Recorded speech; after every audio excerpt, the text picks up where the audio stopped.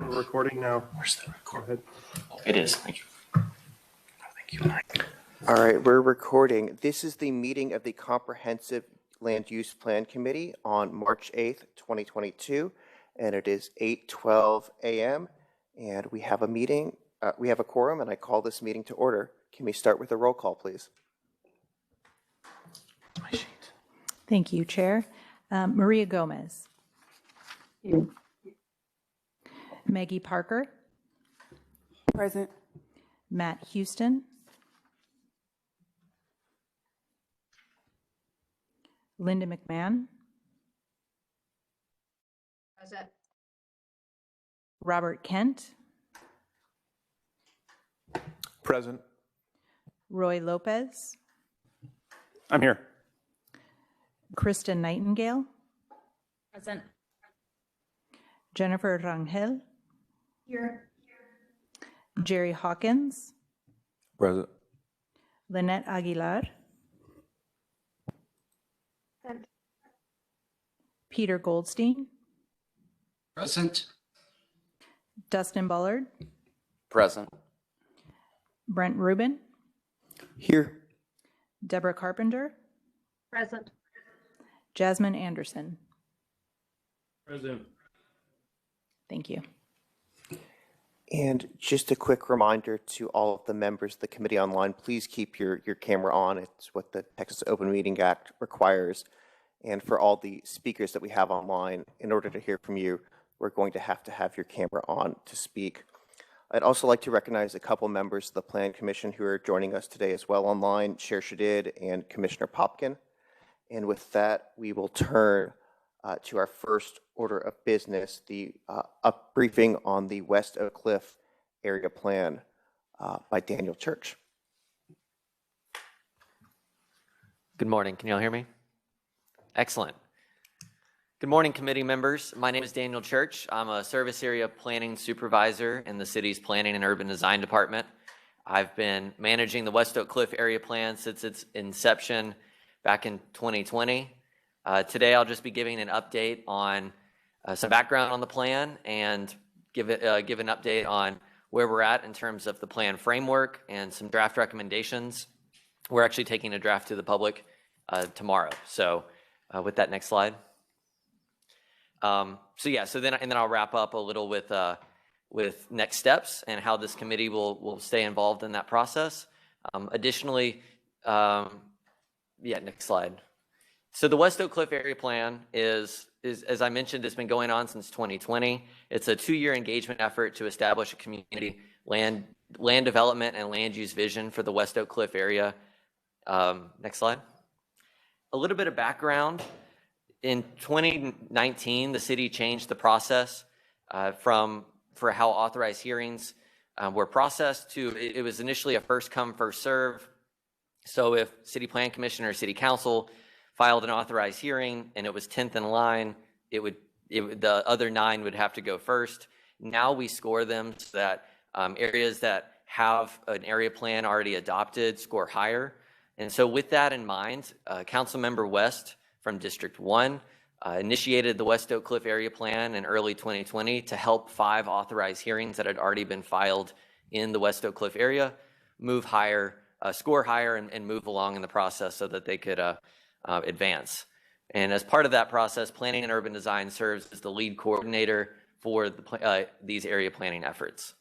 Next slide. So just a little bit of background about where we're talking.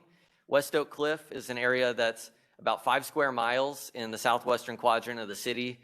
It's in the southwest corner of District 1, so it's bounded by Illinois on the south, Cockrell Hill on the west, Davis Street to the north, and then jogs at Hampton and 12th, and then on the east side by Tyler Street and Vernon Avenue.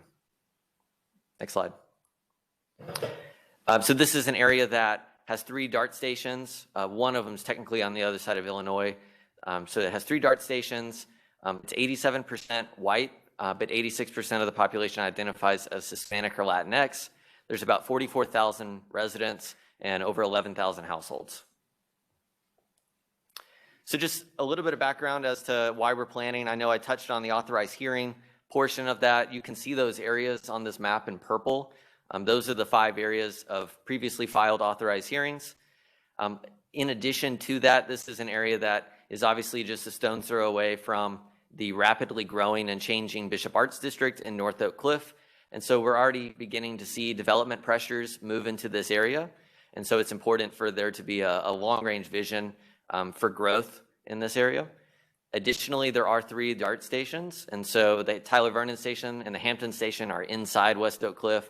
The Westmoreland Station is just on the other side of Illinois. But it's important to establish a transit-oriented development vision for all 3 of these areas, assuming growth that could occur in the future. Next slide. So most importantly, as I mentioned, that land development vision is critical. The purpose of that is to generate a future land use map. That's going to essentially serve as a puzzle piece that will fit into the Forward Dallas future land use map. So really the West Oak Cliff Plan is just a small detailed version for this area of the city that will become part of Forward Dallas. Secondly, as I mentioned, relates to those informing those rezoning processes for the authorized hearings in those 5 areas. Third is to identify infrastructure improvement needs. Most of these are streets and parks. We've heard a great deal of input from the community, and I'll speak to that here in a few minutes in terms of the recommendations. Those are going to find their way into the needs inventory, and so those will hopefully find their way into a future bond to be funded. And then lastly, to identify any other priorities related to land development in this area. So this process has really had 4 different groups that have been involved in it. Most important and critical to this entire process has been the community. We've had 12 community meetings, all conducted bilingually. 6 of those were virtual because of the pandemic, and then 6 have been in person. We've had 4 in-person education workshops. Those centered around, we had 2 workshops on land use and zoning basics, 2 workshops on how to form a neighborhood association. The real purpose of those was to just build capacity amongst neighborhood leaders in this area of the city. We've also had 2 bilingual surveys, and we have another one that's coming out tomorrow. And then we've had ongoing community meetings with neighborhood associations and other groups as requested. And so we've had numerous of those meetings. The task force is a group of 16 council member appointed representatives. We have a representative from every neighborhood association in West Oak Cliff, and then we have representatives from other neighborhood stakeholders, landowners, other folks who have professional planning expertise. This group has met 13 times in the last 22 months, and their purpose is to provide guidance to the planning effort, guidance on engagement, and then they've been critical in helping shape the vision and the draft recommendations. City staff, so myself and Monique Ward, have been heavily involved in facilitating these task force meetings. We've been providing relevant information and data so that the task force can make informed decisions. We've been organizing and facilitating all the community engagement. And then one of the most critical parts of our effort is to take everything that we've heard from the community, synthesize that, share that back with the task force so that we can draft recommendations and ultimately draft the plan. And then lastly, there's elected officials. As I mentioned, Mayor Pro Tem West was critical for the creation of this planning effort. He and Commissioner Hopkins will be important in moving this plan through the adoption process once we get to that point. Next slide.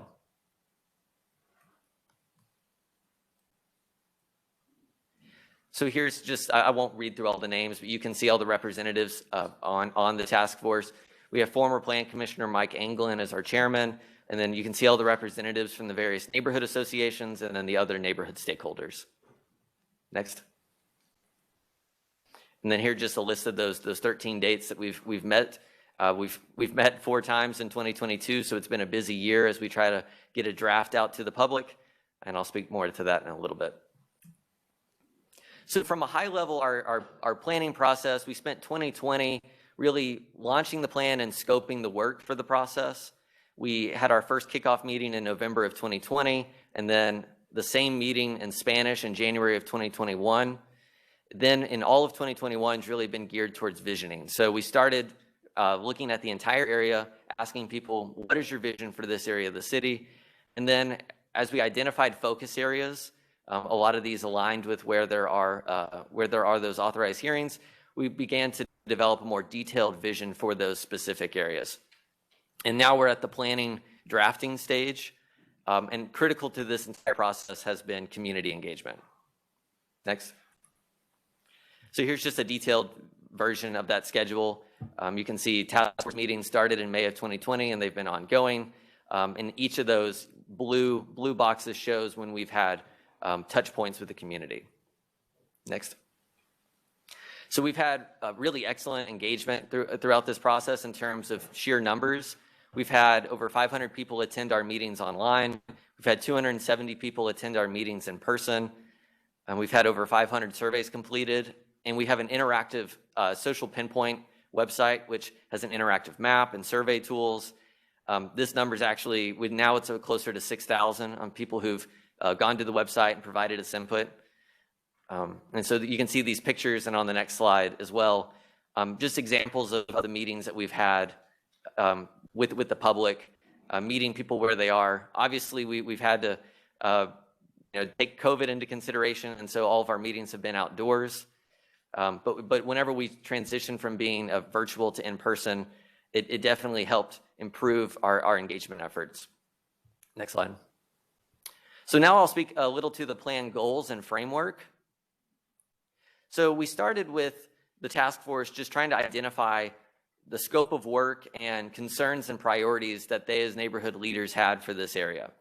And so through that effort, we established 7 initial planning goals, and those are protect existing single-family neighborhoods, preserve natural areas and expand public parks and trails, preserve historic buildings by encouraging renovation and reuse, encourage businesses that are compatible with surrounding neighborhoods, improve transportation access through better street design and development around the light rail stations, retain current residents and attract new residents by encouraging new and affordable housing choices, and create walkable neighborhood centers that provide a variety of work, cultural, shopping, and living opportunities.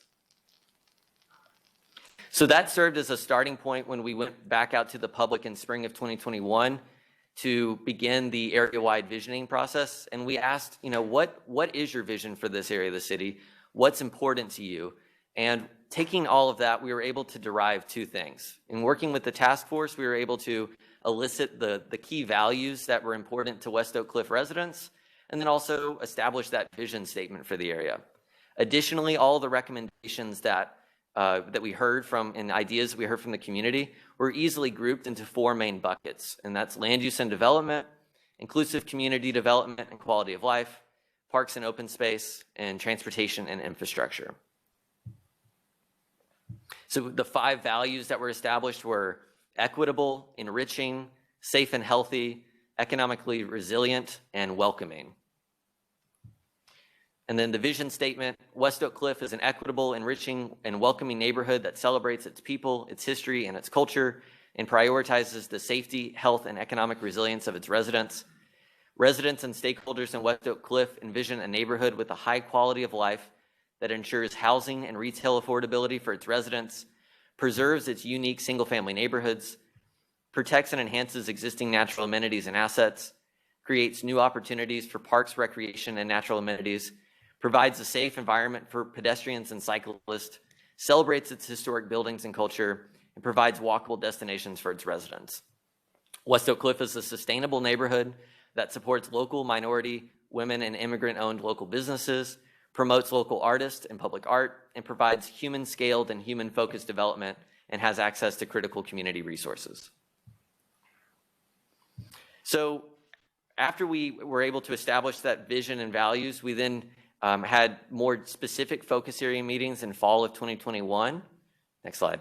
And that allowed us to be able to craft and draft recommendations for the whole area as well as those specific focus areas. So we have a total of 74 recommendations that fall into action items that fall into these 4 categories. I'm not going to go through each of those because that would take a long time. But I do want to hit the high-level objectives that they all fall under and give some examples of what some of those action items are. So for parks and open space, the four main objectives are to create opportunities for smaller parks, plazas, and parklets in existing neighborhood nodes. Public school sites should be utilized as opportunities for public green space. create new and enhance existing green linkages utilizing city streets and right-of-way, and then improve and enhance existing green spaces. So each section has a vision map that has those objectives, but also speaks to some priority projects and action items.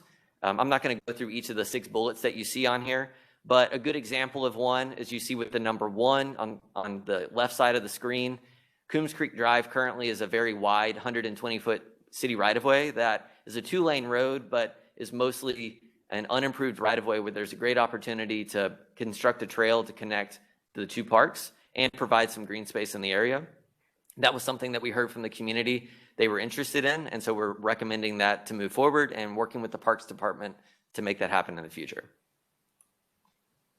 So for inclusive community development and quality of life, the 4 objectives: ensure neighborhood affordability through strategic policies and programs. Something that we heard throughout this process was concerns about gentrification, concerns about affordability, and so that's a really critical part of this planning effort. Second, to support local, minority, immigrant, and women-owned small businesses. Third, promote local arts and culture through initiatives and dedicated physical space. And then fourth, to enhance safety through improved design of buildings in the public realm. So here again, another just vision map that shows some of that. Something that's really critical to this bucket of recommendations relates to that topic of affordability. One item is DART's interest in locating some mixed-use development at their Hampton Station property.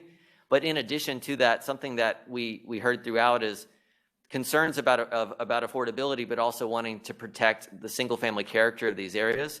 And so we're recommending that around transit, that there's opportunities to consider additional missing middle housing opportunities to be allowed by right. So things such as accessory dwelling units and duplexes, so that we get a diversity of price points, but at the same time maintain that single-family character. Next. So for transportation and infrastructure, prioritize new sidewalk and sidewalk repair to improve accessibility, utilize design improvements within the public right-of-way to enhance placemaking and safety, construct new multimodal improvements and bike lanes, and then provide traffic calming through street design enhancements. So this map here shows all the lines in green are locations where we're identified streets for bike lanes. This plan is going to serve as a starting point for the the update that's currently ongoing for the Dallas Bike Plan. So just like the future land use map, this is going to serve as a puzzle piece that'll fit into that bike plan update. And then lastly, and most importantly, land use and development. So the 4 objectives were preserve and protect existing single-family neighborhoods, promote transit-oriented development opportunities near transit, create walkable, neighborhood-scaled mixed-use centers, and then preserve historic buildings and character through neighborhood-sensitive design. So this right here shows the future land use map that is currently our draft future land use map for the area. As you can see, the areas in yellow are identified as residential neighborhoods. West Oak Cliff is largely single-family zoning and single-family uses. It's about 80% of the area. And so our planning effort really focused most extensively on the non-residential properties in the area. So those are those areas that you see in red. Next slide. So the map identifies 5 different land use typologies that exist within West Oak Cliff.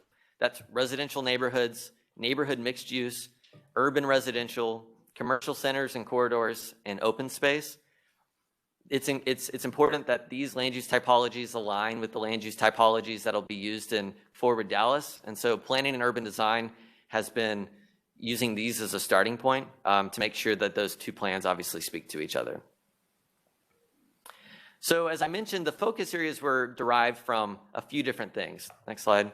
So we have 7 total focus areas in West Oak Cliff, and the West Davis Corridor, North Cliff Neighborhood Center, Hampton-Clarendon intersection, the Jimtown neighborhood, the Tyler Vernon Station area, downtown Elmwood, and the Hampton Station area. And these areas were really identified by identifying, 1, the areas where there are the authorized hearings that had already been filed, and then the other 3 areas, Tyler Vernon, Hampton, and West Davis, are areas where there's high quality transit and there's new investment coming to the area both through infrastructure and development. And so it's important for there to be a long-range vision for development in these areas. So I'm not going to go through each area specifically because there are 61 total recommendations for these focus areas, and that relates to land use and then all the other categories, including infrastructure. So this is just an example of one approach that we took. Every focus area was a little different, but we did some urban design diagrams to show infrastructure improvements that might be important in these areas, and are working with transportation and public works to work those into the needs inventory. Next slide. Another example of just some work that we did. This is the Northcliffe Neighborhood Center, which is an abandoned retail node at the street, Pierce and Catherine Street. And along with an authorized hearing for that area, next slide, we recommended some improvements to the public realm to be worked into the next bond to really help bring this area back to life. Next slide. And so I just wanted to show an example of what that matrix of recommendations looks like. So we have a matrix like this for each focus area, as well as for each bucket, each of the 4 framework topics. So we've got an action item, a time frame for implementation, a lead department, and then funding sources if needed. Next. So a little bit about next steps.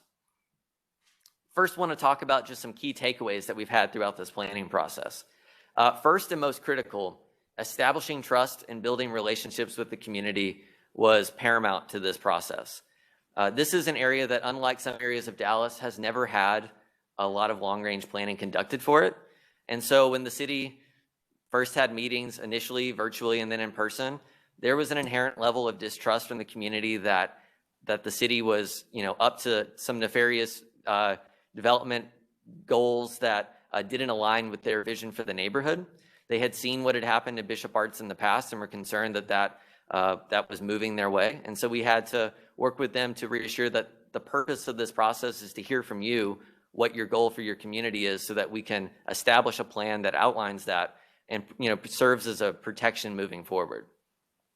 As a part of that, we helped establish 3 neighborhood associations and expanded neighborhood capacity. So we had those education workshops and just helped educate neighborhood leaders to better understand how long-range planning can benefit them and better understand planning processes here at the city generally.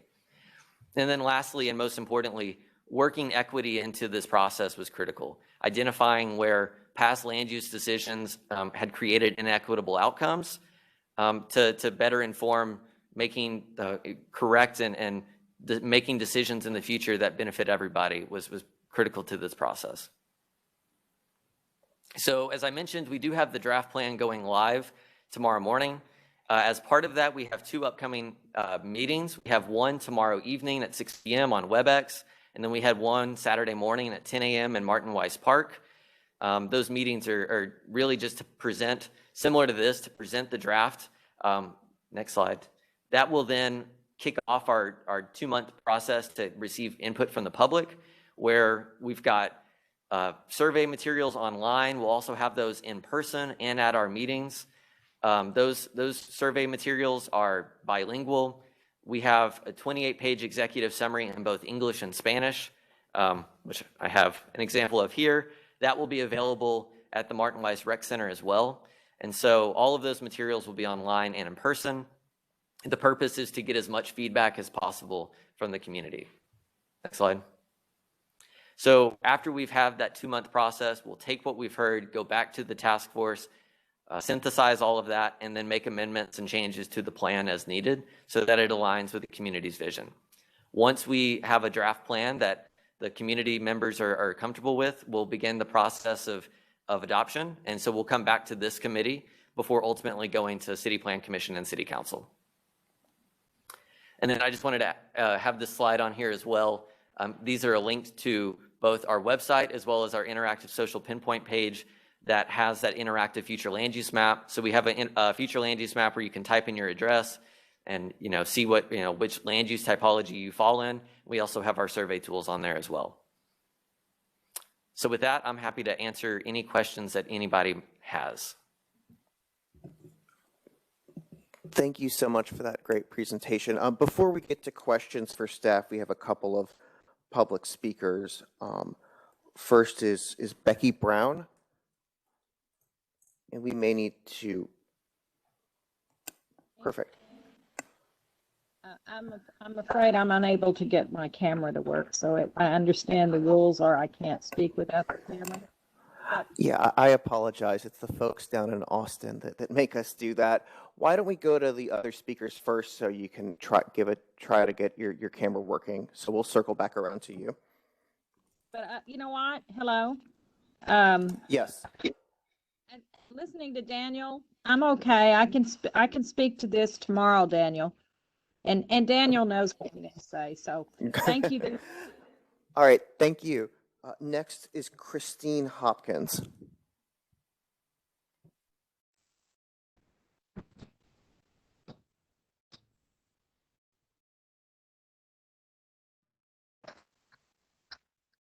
Can we pull down the presentation, please? Oh, I got my camera to work. Becky says All right, she can Miss. work. Do you want me to go ahead? I still don't see your image on the screen. I don't know if anyone else can. When I logged on, There you yeah, go. We've got her. So, Ms. Hopkins, if it's okay with you, we'll go with Ms. Brown first. Well, thank you both for letting me speak. Everything, I'm glad we're having planning. My husband and I live on Elmwood Boulevard, right behind Hampton Station. We both support development. I want to make sure that's clear because it seems to be sometimes if you have a disagreement you're looked at as not supporting development. We do support it. We love the idea of development at Hampton Station. We just want it to be considerate and we want it to be respectful of the homes that are directly behind it, which is one of them is mine. Basically, I think that the development of Hampton Station, it could be a flagship for many cities. If you do quality development and quality retail, quality residence, I'm excited about that. I would love to be able to walk around the corner to have a bite to eat. I'm not against development. I just don't want what has happened at the corner of Beckley and Zang, which is you have a duplex right next to a 6-story structure. It just doesn't look right. And it's not aesthetically pleasing. It does away with her sun and her windows. She sees a wall when she opens the window. And so Daniel's been very good about keeping me informed, and I appreciate that. And I know that we're at the very beginning of this, that we don't even have a developer yet, but I know that sometimes things get going and then it's too late. When it's built, you can't really do anything about it. My understanding from Daniel is that due to the cost of construction and the value of the land, and I'm quoting, a project would likely not be economically viable if it cannot construct 4 stories, which is 50 to 55 feet in height. That said, the site will be constrained by residential proximity slope, which will require at least 150 feet buffer from the property line of any single house. He did send me a diagram of a rendition that is not, it's not for sure that that's the way it's going to look. I understand that. But the structure that he sent a picture of has a 4-story wing running north to south on the west side of the dark paved lot, with a 2-story structure running west to east off that southern portion of that wing. That north to south 4-story wing is right behind our house. So that's why, to me, the 150 feet overlay is incredibly important. So we don't have people peering down into our backyard and our back windows. I also understand a zoning overlay is proposed allowing accessory dwelling units, duplex, and potentially other housing types, such as quadruplex. I understand this is all for West Oak Cliff, not just Hampton Station. I'm not opposed to this zoning overlay if it does not change the feet required by the residential proximity slope I just discussed. The reason I mentioned this is, again, the corner of Zang and Beckley, they had a zoning overlay done, and they've got this monstrosity of a structure right next to a 2-story duplex. My house is not a duplex, but if you're allowing duplexes with your zoning overlay, does that also mean that they can build a 6-story building right next to my backyard? I don't know. I'm not an architect. I'm not a zoning person. I'm a nurse, but I also know I like to be able to look and see windows. I mean, see sky and sun and moon and all that. So here are my suggestions. Throughout the process, it's been said, please give your opinion. Please give your opinion. So I'm going to give my opinion, and not just my opinion, other people's opinion. And that is that the building being built will be no more than 4 stories in height, and any 4-story part of the building will be placed on the DART property, such as there is no view of any resident's backyard on Elmwood Boulevard. The residential proximity slope shall remain at 150 feet or greater. Any proposed zoning overlay shall not change this. There will only be windows allowing light and not an outside view of the south side of the structure, on that south side of the structure, if that part of the structure is taller than the DART wall on the south side of the DART property.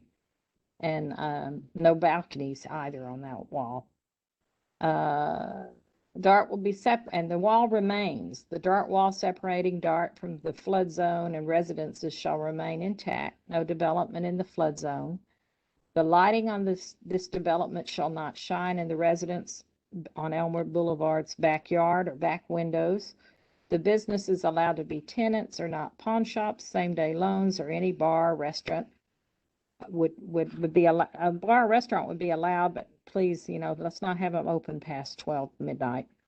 Development construction will not dump any trash or debris in Cedar Creek.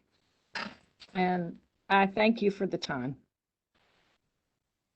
Thank you, ma'am. And before we go to our next speaker, I see that Mr. Houston is on as an attendee. First, can we have the record reflect that he's now on at 8:44 a.m., and can we get him promoted to a panelist? Christine Hopkins. I think you're muted. Good morning, everyone. My name is Christine Hopkins. I live in District 1. I'm neighbors with Becky Brown. I am also a member of a West Oak Cliff coalition that formed to fight for community inclusion, especially of the Mexican-American working class that represents the majority of the West Oak Cliff area plan area. Daniel Church in his presentation emphasized that community engagement and building trust are key for this West Oak Cliff area plan. And there are still equity concerns and concerns of distrust that need to be addressed. This West Oak Cliff area plan covers 43,905 people, 86% of whom are Hispanic or Latino. We are going into a 60-day public comment period, and the city is refusing to translate the entire West Oak Cliff area plan into Spanish. That is inequitable. It is discriminatory. It is sending a message to the Hispanic and Latino community that they are less than. English speakers get an executive summary, a full plan, but for Spanish speakers, you are only going to be able to have this executive summary translated, and you don't get a translation of the full plan during the 60-day public comment period. That is simply inequitable, it is wrong, and I am pleading with this committee to require that the planning department translate the full plan into Spanish, and that the 60-day public comment period does not start until that is done and available to the community. Second, as far as community engagement, I have been on the ground fighting for community engagement and outreach to the Hispanic, Latino, Mexican American working class community from the beginning of this plan, and the city has not done a good job engaging the community. This is a city-led top-down plan, and our West Oak Cliff Coalition, I've been to 7 out of the 12 community meetings. There are boards that go up for English speakers to write on and for Spanish speakers to write on, and it is sad. The comments on the Spanish speaking boards, usually there are 0 comments or maybe one comment in Spanish. the number of surveys and in-person and virtual presentation attendees that Daniel has cited, even those aren't unique attendees, of course, because people like me are attending every single meeting. People of our coalition, certain presidents of neighborhood associations are attending every meeting. But even if you take those as unique participants, 792 participants in meetings out of 43,905 people is only a 1.8% participation rate. That is not good for this area. And there is no data available to the city about the demographics of who has participated. I am asking this committee to require the city to be transparent about the demographics of participants. How many people have participated who are English speaking? How many people have participated who are Latino and Hispanic? How many people have participated who are Spanish speaking? Because the statistics are not good. The last thing I'm here today to request from this committee is that the committee find out what the city can do to rectify this in the 60-day public comment period. We need to get word out to schools, to churches, to the nonprofits that the Mexican American working class community trust. The Dallas Mexican American Historical League has not been contacted by the city to help get out the word or help get engagement. Casa Mia Theater, LULAC. There are so many organizations that could be helping. Somos Tejas and West Oak Cliff Coalition, we have been doing a lot of work on the ground, but we are only a few people. There's only so many doors we can knock on by ourselves. There's only so many flyers we can hand out by ourselves.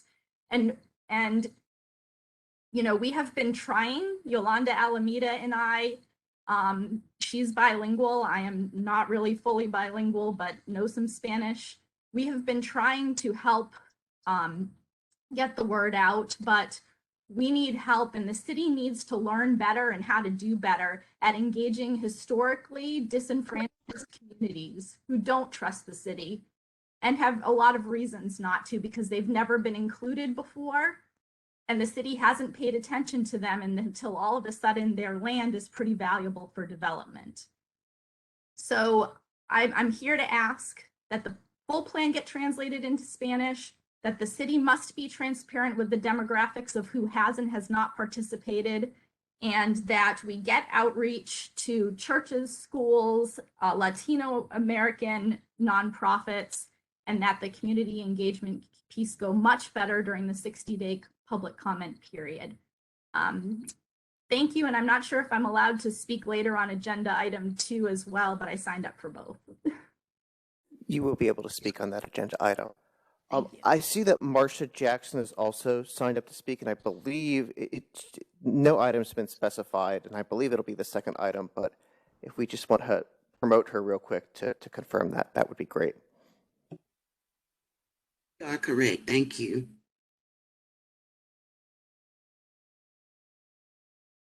Was that a yes, you're going to speak on item 2? You are correct. I will speak on item 2. Thank you. Okay, great. Thank you. All right, any questions for our public speakers? And if you're online, just go ahead and pipe up, since I can't necessarily see you all. All right, questions for staff. I will, Commissioner Carpenter. Yes. What is how is this plan going to be translated into specific recommendations for zoning changes at specific locations? And what's what opportunities for neighborhood input are going to be present during that process? Thank you, Commissioner Carpenter. And I assume by translate, you mean in terms of how will the recommendations for action be transferred into policy action long term? Yeah. Is that so? Right, yes. So each of those will be for the 5 authorized hearings. Those are things that are already filed, and when this plan is adopted, city staff will be able to move those authorized hearings forward. The recommendations in the area plan will serve as a starting point for staff to craft some draft language for those zoning changes. Then there will be a series of public meetings and engagement for each one of those individually. For other areas where there's recommendations, so for example would be at the Hampton Station area on the commercial, there's an area zone CR along Hampton Road. A recommendation in this plan is to allow that to be zoned mixed use. That would require a future authorized hearing to be filed by City Planning Commission or City Council. Then it would allow for staff to process that authorized hearing, draft those recommendations, and then also start an individual public process for that authorized hearing as well. And then some of the other recommendations related to the zoning, a zoning tool to allow for some of these missing middle housing types. Those will be, there's two different options. One is to have a zoning overlay that just says these are allowed by right, but something that I think was really important expressed by the community was concerns about, contextualization of design. And a lot of these neighborhoods around the DART stations are also ones that are historically significant. So Elmwood and Hampton Hills, these are areas where there's an opportunity to leverage our conservation district tool as a way to have some architectural guidelines, but then still outline permitting some of those additional housing types by right. That would be a community-driven process led by neighborhood associations to work with our conservation district team. The conservation district team would set up a task force of community members, and that process would be fully public as well. Thank you. Ms. Parker. Somebody online? Go ahead. We'll start with Ms. Parker, then we'll go to whoever online has questions. Okay. I have a couple sets of questions, so bear with me. The first is, can you just kind of give us your insight on kind of what the engagement process has been? How in depth did you feel like you have gone? And then tag team to that, I guess the question around translation of the document and kind of where there's discrepancy and how much is getting how much of the document's getting translated, and we'll start there. Yeah, absolutely. So in terms of scope of engagement, we started from the highest level of just hearing from the community and giving people an update as to what an area plan is, and then over time, dove deeper. When the most detailed meetings would have been those focus area meetings, which occurred in person in October and November of 2021. Those meetings we had, for each focus area, we had about 5 boards that were asking what types of land uses do you want to have. So there were visual preference surveys in terms of what types of residential uses, what types of commercial uses, building characteristics. So 1-story, 2-story, 3-story. We had all of these as visual preference surveys for people to be able to put stickers on and say, this is what I want. Then we essentially tallied those up to help us, derive our recommendations.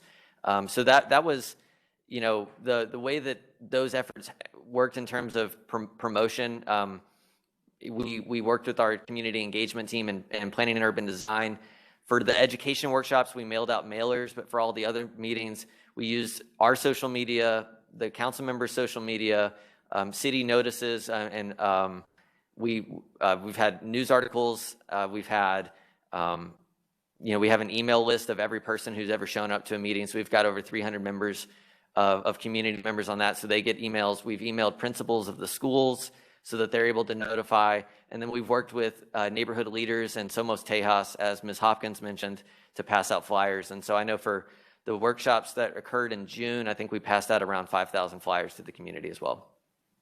In terms of the translation piece, we have, as was noted, we have the 28-page executive summary translated into English or translated into Spanish. This is an example of that. This is a document that has every recommendation in the entire plan, and then all of those vision maps that I showed. So that's in both the English and the Spanish version. That contains the core of all of the material. Any recommendation that is, being recommended for this plan is translated. The additional pages that exist in terms of what's in the plan, because the plan's 172 pages long if we include the appendix. A lot of those are materials that speak to just summary of area history and some of the demographics information that doesn't speak as much to recommendations. In terms of translation, the plan is to have the final draft of this before the adoption process were to start the final draft would be translated so that that would be in Spanish as well. Thank you. So are there any, I guess, cost or timing implications to why even the draft full plan would not be translated? So that is correct. There are cost implications. That is not something that our department has the capacity to translate. We have some bilingual staff members who were instrumental in translating this document. Giving up dozens and hundreds of man hours. In terms of the cost of full translation of the document, that was something that we have on retainer with the city. We have services, but it would be a cost that would be incurred to the department of adding weeks or months of time and thousands of dollars to the process. Got it. I have still a couple questions. So I want to get deeper into the actual plan a little bit and just think about the recommendation. So I'm curious around focus around implementation, right? So some of these things I'm curious if you all are seeing is, I know some of them would be city led, but then some of them require kind of outside sources. So let's just take the example of there's a line item around including more immigrant, supporting more immigrant, small, minority-owned businesses, et cetera. So is that something that you all see the city taking on and supporting? If so, then what is that like? How does this plan then kind of bleed into other policy initiatives? Because when you look at the city process, like typically your minority, small, immigrant-owned businesses, that's not an easy process for them to work with the city on. So I'm just kind of trying to think through, as you all are outlining what the implementation goals are, how does that then translate into the city's partnership on the plan?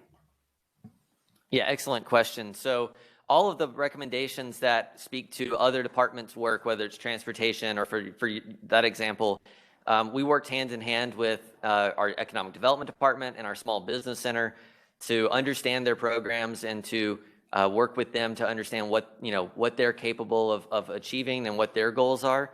So for the small businesses specifically, the city's just created a small business center.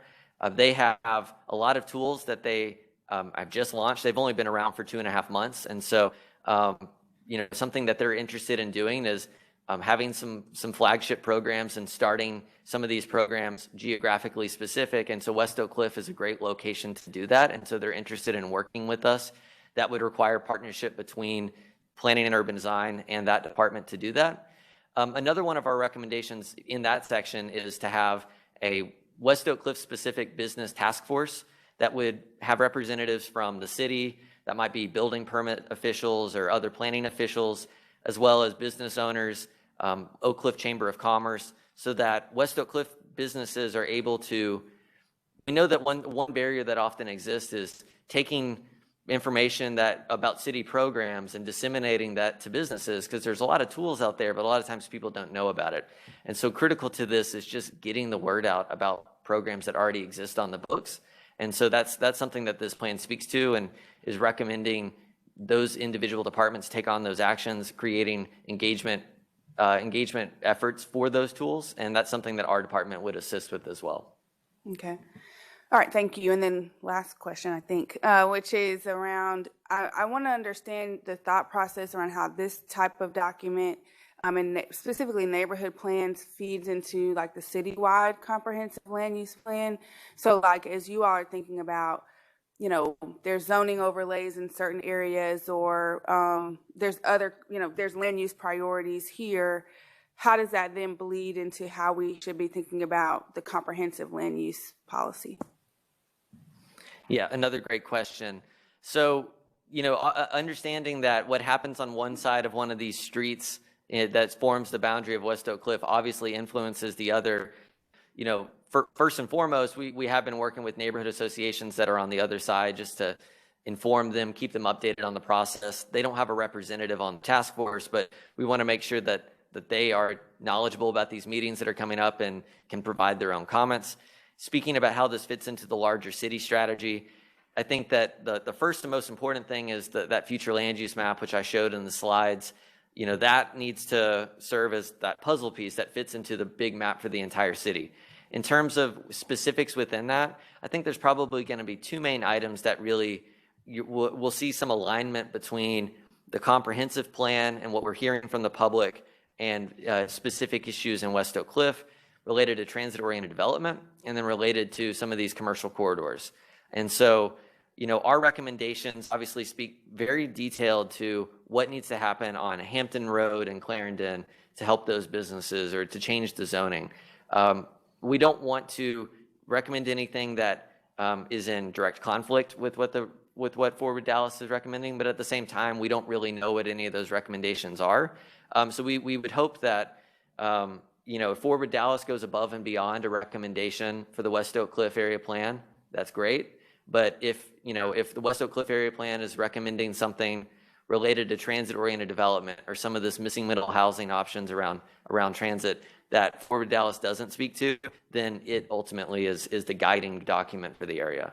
Does that make sense? Yes, it does. Thank you. All right. Was it Commissioner Anderson? Did you have questions? Yes, I Go do. ahead. Thank you, Chair Rubin. My questions kind of stem around the questions that'll happen in the 60-day period. And what happens with the comments that come up in this 60-day period? Is there an opportunity for those to be kind of disseminated and syndicated into the overall document? Or are there just comments that will be taken and then noted, and then we continue to move forward? Yeah, excellent question. So once the comment period is up, we will synthesize all of that we've heard from the community, from all the surveys and from the public meetings, and present that back to the area plan task force. So that would likely occur at the end of May or early June, sometime around then. Then it will be the task force's responsibility to decide, what comments from the public do we want to work into the plan, and what they think is, there's going to be a lot of opinions, and if there's one opinion against something and 12 opinions for something, the task force might recommend to keep a recommendation as is. But if there's a lot of concern about something that bubbles up from the public, we'll obviously present that to the task force, and they'll ultimately be the ones who decide how to make changes to the plan. So that'll be an iterative process. Once we have the recommendations to a place where the task force is comfortable, we'll come back to the committee and explain the recommendation changes that we've made. As a second question, is what you presented, does that reflect the comments and questions that were gathered in your community meetings? Yeah, so all the recommendations that we've had are derived from public comments. Obviously, there are areas where there's different opinions on how to approach certain things. There are folks who want to see a lot of new development in certain areas and folks who want to see no new development. So we've had to kind of weigh the priorities of the community and working with community leaders. At the same time, we've also had to work with other departments, and we have to make sure that this plan speaks to and aligns with other citywide policy documents. So whether it's the climate action plan or the housing policy or economic development policy, this plan should be working in tangent and in unison with those. I think it's a good opportunity to express the solidarity with the community in terms of their comments that could show up, either shown, addressed or included or something, because that'll then show that the community did come to the table and had comments that we didn't just kind of push under the rug, and it shows up in the document for the future to know this is how you begin to engage in these area plans. And then lastly, I'd like to comment on connectivity to the neighbors that surround this particular boundary, and to make sure that there are some thoughts towards connecting so that we have a truly comprehensive plan that connects all of our communities in the ways that they want to be connected. And that concludes my questions. Thank you, Chair Rubin. Thank you, Commissioner Anderson. Mr. Kent? Thank you.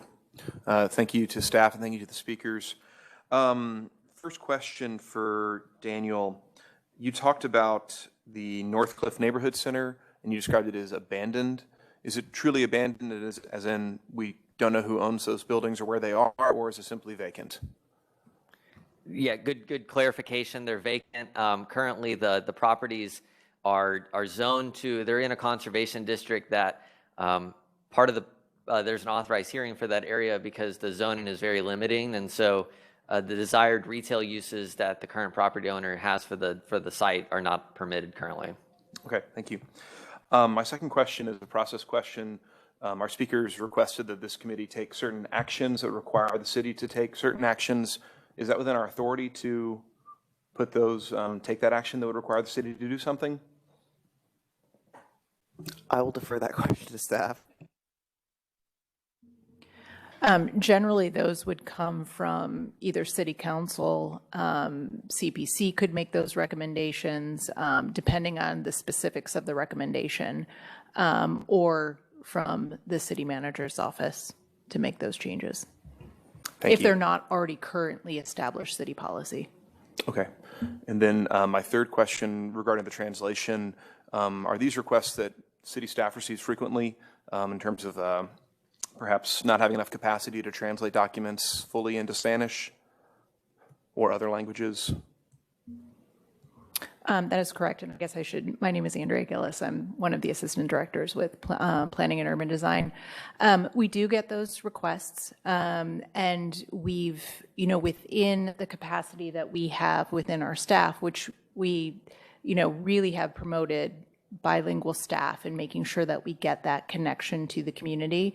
I did want to point out, though, that one of the things in when Daniel was describing the process, we do have quite a few iterations of drafts. So that's sort of the concern, one of the concerns about at what point do we do the translation, because there are multiple iterations. So we will be translating the final draft, as Daniel mentioned. So that's one of the considerations as well. But obviously in the interim, making those key recommendations available in multiple languages is really critical. And again, a process question. If there is a need for additional capacity to translate perhaps some of those drafts into other languages, that would be a decision made by City Council effectively through the budget to allocate more funds for translation services? That is correct. Some resources, and there are some options within the city that we are looking at that have been established that we are looking at as we move forward in these processes, and not just in Spanish, but in other languages as well, and how we can use some of the online tools to help with those translation into multiple languages as well. Okay, thank you. Mr. Hawkins. Thank you. I have a few questions as well. First was from your where we're planning slide. So the demographics you use, I'm really interested. Just wanted some clarity on it. You use demographics by race, and you say 87% white, but right under that you have a demographic that says 80% identify as Hispanic or Latinx.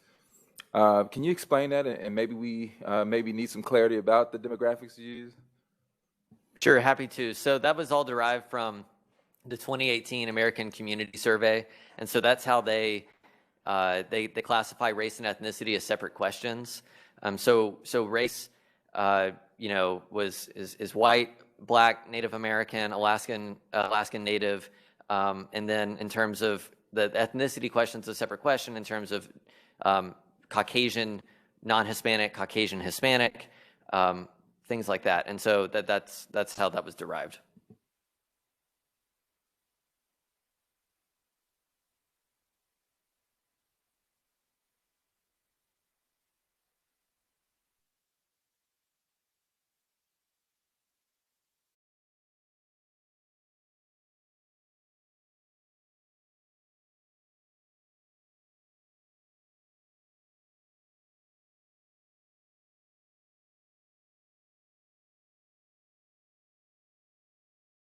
I've got a follow-up question if there's an opportunity.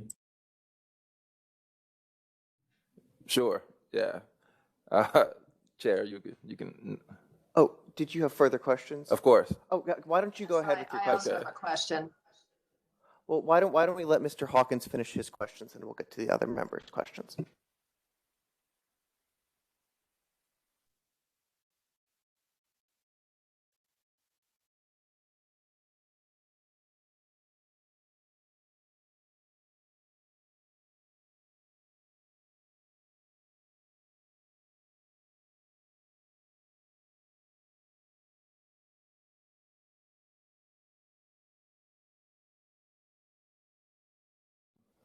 Yeah, that's a great question. That's something that, in terms of some past inequitable land use decisions, this is an area of Dallas that it was at the very periphery of where redlining maps were drawn. So there would have been a few areas in this area that would have been, I don't want to say redlined because they would have been scoring high. So that would have been the Hampton Hills neighborhood and Elmwood.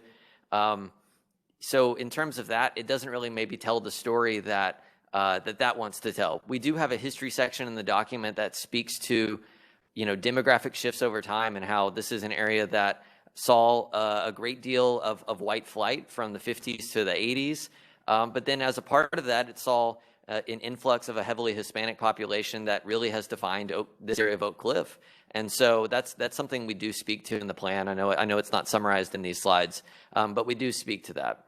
And it's something I think Forward Dallas will also more heavily speak to is these larger inequitable land use decisions from the past. That's going to be a huge component to the existing conditions report and Forward Dallas as a whole.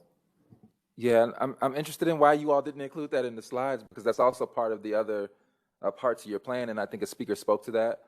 They spoke about not engaging community organizations like Dallas Mexican American Historical League, which is trying to create neighborhood connections to that historical work that I know that you all would love to have as part of bike lanes and tourism. So I think that's a really important point.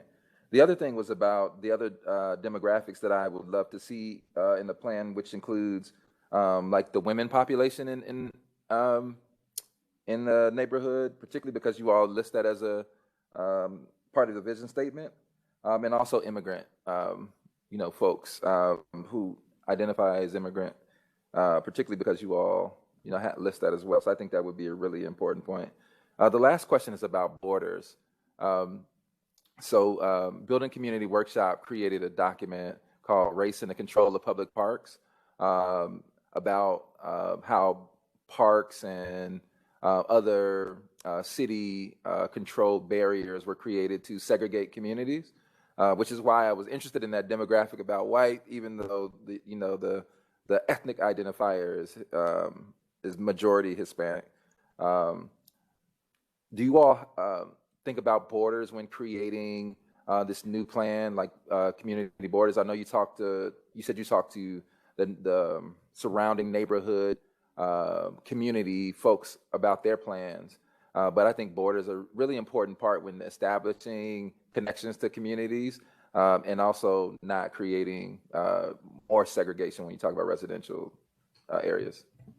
Yeah, that's a great question. And so, the creation of the boundary, the shape of this district was something that was done in conjunction with the council member.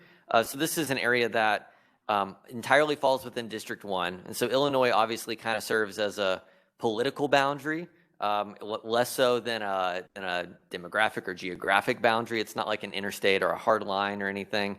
So that was something that, in working with the council member on the other side of Illinois, he was interested in keeping the area plan area just to District 1. In terms of the other boundaries, we were sure to not cut any neighborhood associations in half, but we also were trying to follow census tract boundaries so that we could be able to more easily understand demographics. So there's one exception. The Sunset Hill neighborhood goes all the way up to either Jefferson or Davis, and so our boundary is at 12th Street. But that was really determined also by, that's where the Winnetka Heights Historic District boundary is, and so that's an area that already has had a lot of zoning planning done for it historically. And so it was a combination of factors, where the council members were interested in seeing it, where census tract boundaries were, and then where neighborhood associations were, to make sure that we were trying to capture as many of the neighborhoods in this area as possible. We actually grew the boundary as we had this conversation instead of shrunk it. So. Thank you. My last question is about the use of the word minority, and I don't know if this is a city question. I know that they are working on revisions of the racial equity plan, but the word minority doesn't reflect what you're trying to reflect in this plan. You know, people of color are now the majority in this city. So, you know, if we're communicating that word in the plan, how does that translate to building trust in the community if that word is being used? It's just a word question, but yeah. Yeah, that's a great question, and staff will get back to you on that one. All right. Mr. Bullard? Thank you, staff. This is good. I have a couple questions. One, Daniel, do you all plan, or is it already posted, all of the action items within that action matrix? Yeah, so that will go live probably at about 5 p.m. this afternoon. Okay, I think that'll be really helpful too for at least myself, but probably other committee members to also kind of dive into. One other thing is we listen to the speakers, or I listen to the speakers, a question on benchmarking, and this may be a larger process question, but I would challenge staff to consider this. How did your community engagement stack up against other times that you've been in the community for other area plans? I think if we could track that as a city, I think that would be really helpful to help inform and say, we really are not getting the level of community engagement in this area that we did in this area. And that can be a learning point, an inflection point to kind of repivot. So I don't know if you do that. I'll let you kind of react to that. Yeah, that's a great comment. And it's something that, you know, this is an area that, you know, in terms of area plans historically in Dallas, largely, you know, if we look back over the past decade, have been done in primarily commercial areas. You're very familiar with the 360 plan, but there was the Southwestern Medical District plan. Those are areas that have very heavy corporate engagement, but maybe much smaller residential populations. So this was a very different effort in the sense that it's engaging a heavily residential neighborhood. In terms of, you know, numbers, one thing that we've, you know, just internally kind of used as a benchmark is best practices that we see from other comp plans around the country, and efforts is 2% of the population. That's what Charlotte has used, Minneapolis has used, and those are very comprehensive plans in themselves. And so, you know, that was kind of an internal benchmark that we used. And so, you know, we're right at that, and we definitely hope to expand engagement through the 60-day comment period. Very good. One follow-up question on that, or you kind of set me up. To your point about other area plans traditionally within this city, they have traditionally, I believe, been led by larger commercial entities or kind of business groups and less on the residential side. My perception of the last maybe 20 years here within the city and the planning. That also goes to implementation. And I think Ms. Parker asked maybe earlier about implementation. And so, you know, as I read through this, I think there's a lot of really good meat here, and I look forward to diving in more. But do we as a city, or is that something this committee should be examining or helping with? How do we help empower communities, especially residential communities that may have multiple voices in neighborhood associations, ensure that a great plan is implemented well over the course of its horizon? Yeah, another excellent question, and one that we've spent a lot of time thinking about, because obviously the purpose of this plan is to implement it in the near future. We don't want this to sit on the shelf. We don't want a lot of really great actions to go to waste. And so, you know, first and foremost, it's been critical to work with other departments in the city to understand what do they have the capacity to take on. We wouldn't recommend, you know, a major reconstruction of a road if transportation told us that that's never going to happen. So some things that can work their way into the needs inventory and into the next bond, those are easier because we can just give them a list of projects, they score them. We've already done that with our initial draft for sidewalk improvements, and this is an area that actually scored really high. So those are ones that we feel confident that implementation will occur soon. The other items, you know, there is going to be some neighborhood empowerment that has to occur for sure. You know, we identify planning and urban design as a lead department on a lot of these action items, not from a financial perspective as much as working with the community to empower them. You know, if a neighborhood is interested in creating a conservation district, planning and urban design is the one who leads that process, but it requires the neighborhood association or an active group to come to the city and say, hey, we want to do this. So it is really important that we educate and help the community in those efforts. Very good. Thank you. That's all. Folks online, Ms. Ronhale? Thank you, Chair Rubin, and also thank you, Mr. Church, for the presentation overview, and as well, thank you for the speakers today. I have a comment and then several follow-up questions. So just want to share that I do still find it concerning that despite the city just recently adopting a racial equity resolution in place, people in West Oak Cliff will not have the option to read the full draft in their preferred language. And in West Oak Cliff, Spanish is a very common language within the community. And I'm just concerned what the precedent that is setting off for Forward Dallas and the other area plans in the pipeline. And so when this plan process, as you shared, was started in 2020, translation services should have been prioritized, budgeted, and an expectation given the population within the area plan. My follow-up questions to that is, what is PUD's overall outreach engagement plan once the 60-day comment period begins? So how are you all thinking to be visible within the community? So are you all doing pop-ups? Are you all doing these pop-ups like at laundromats, high traffic areas? Because in West Oak Cliff, there are still people who are not part of residential associations. There are people who live in apartments. There's people who, just don't have that formal entity. So I'm just curious to understand what the game plan is for you all to be more visible in the community. Thank you for that question. So our plan after these two public meetings on Wednesday and then on Saturday, we actually have ongoing community meetings with various neighborhood associations. So I'm working with folks on the task force to work with the business owners along Hampton Road and Clarendon to get the word out, the Sunset Hill neighborhood and Hampton Hills neighborhood. I've got a meeting scheduled with them in the future. I'm meeting with the Jimtown Neighborhood Association next week, meeting with the South Edgefield, Wynwood North, and Elmwood Neighborhood Associations on the 26th.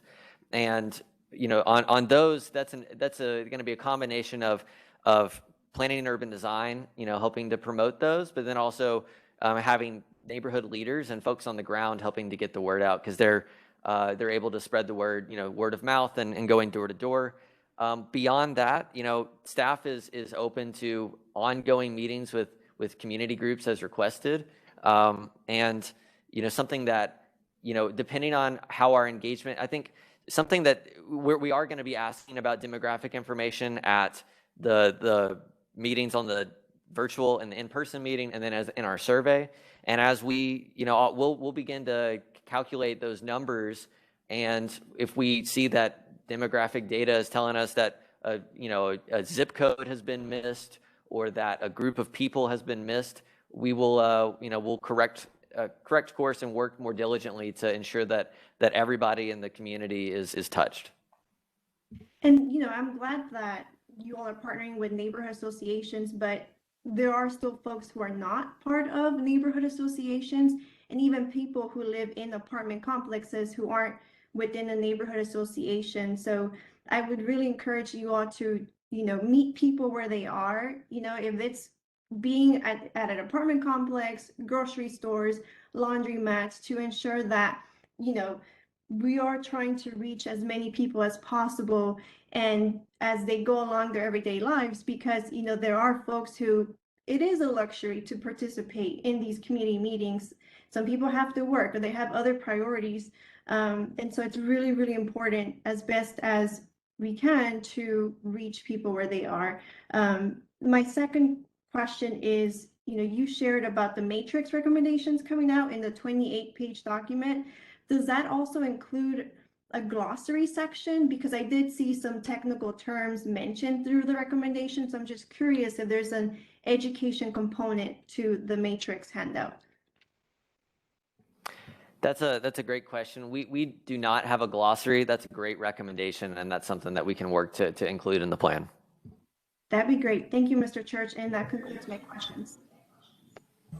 Thank you. Ms. McMahon? Thank you very much, and we appreciate all the work the staff has done on this plan. A couple of questions, and I think very helpful information it would be for those of us who are viewing it. It would be very helpful if we could have some type of ownership information associated with the maps that you're showing. In other words, city-owned land, DART-owned property, perhaps even county-owned land, as well as any concentrations of ownership. Obviously, this information is available through DCAD. We actually, in our organization, use a service called LandGrid, which actually takes DCAD information and maps ownership. I think ownership and control would be extremely helpful in understanding what the possibilities are for redevelopment. Secondly, I think also another data point that would be extremely helpful would be property conditions. I mean, what's the age of the housing stock? When you're trying to anticipate not only just infrastructure investment, but what type of investments does the city need to meet in terms of home improvement or home repair situations where these neighborhoods, those dollars are desperately needed as they are throughout the city in these aging residential structures. And then lastly, I just want to reiterate, well, I guess another point. Is there a question for staff, and you can answer once I make my point? Is there on-site at these community meetings translation service available? So if people aren't 100% fluent in English, is there someone bilingual on-site that's participating in these community meetings?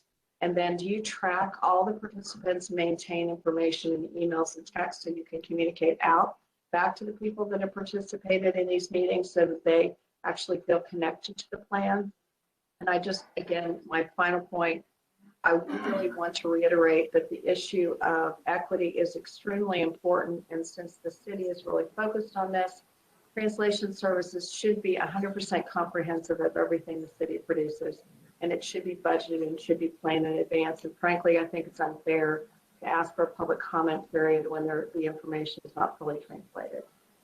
Thank you. Thank you, Mr. Chair. I think she had some questions for you, so I'll let you answer them.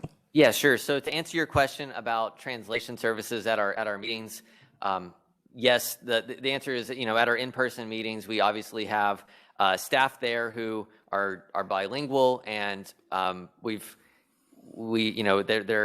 there to speak to residents, and that's been utilized at all of our meetings. In terms of the question about property conditions, or the comment about property conditions, that was something that we did brief the task force on, and that was a large conversation around strategies for affordability and identifying that there are large areas of this part of the city where homes are in poor condition, and those are locations where we know that housing redevelopment is likely for people to buy, tear down, and construct, and then what those price points become and how that begins to become dramatically unaffordable to current residents in the neighborhood. So that was something we did present to the task force, and happy to share that back with you. I hope that answered all the questions.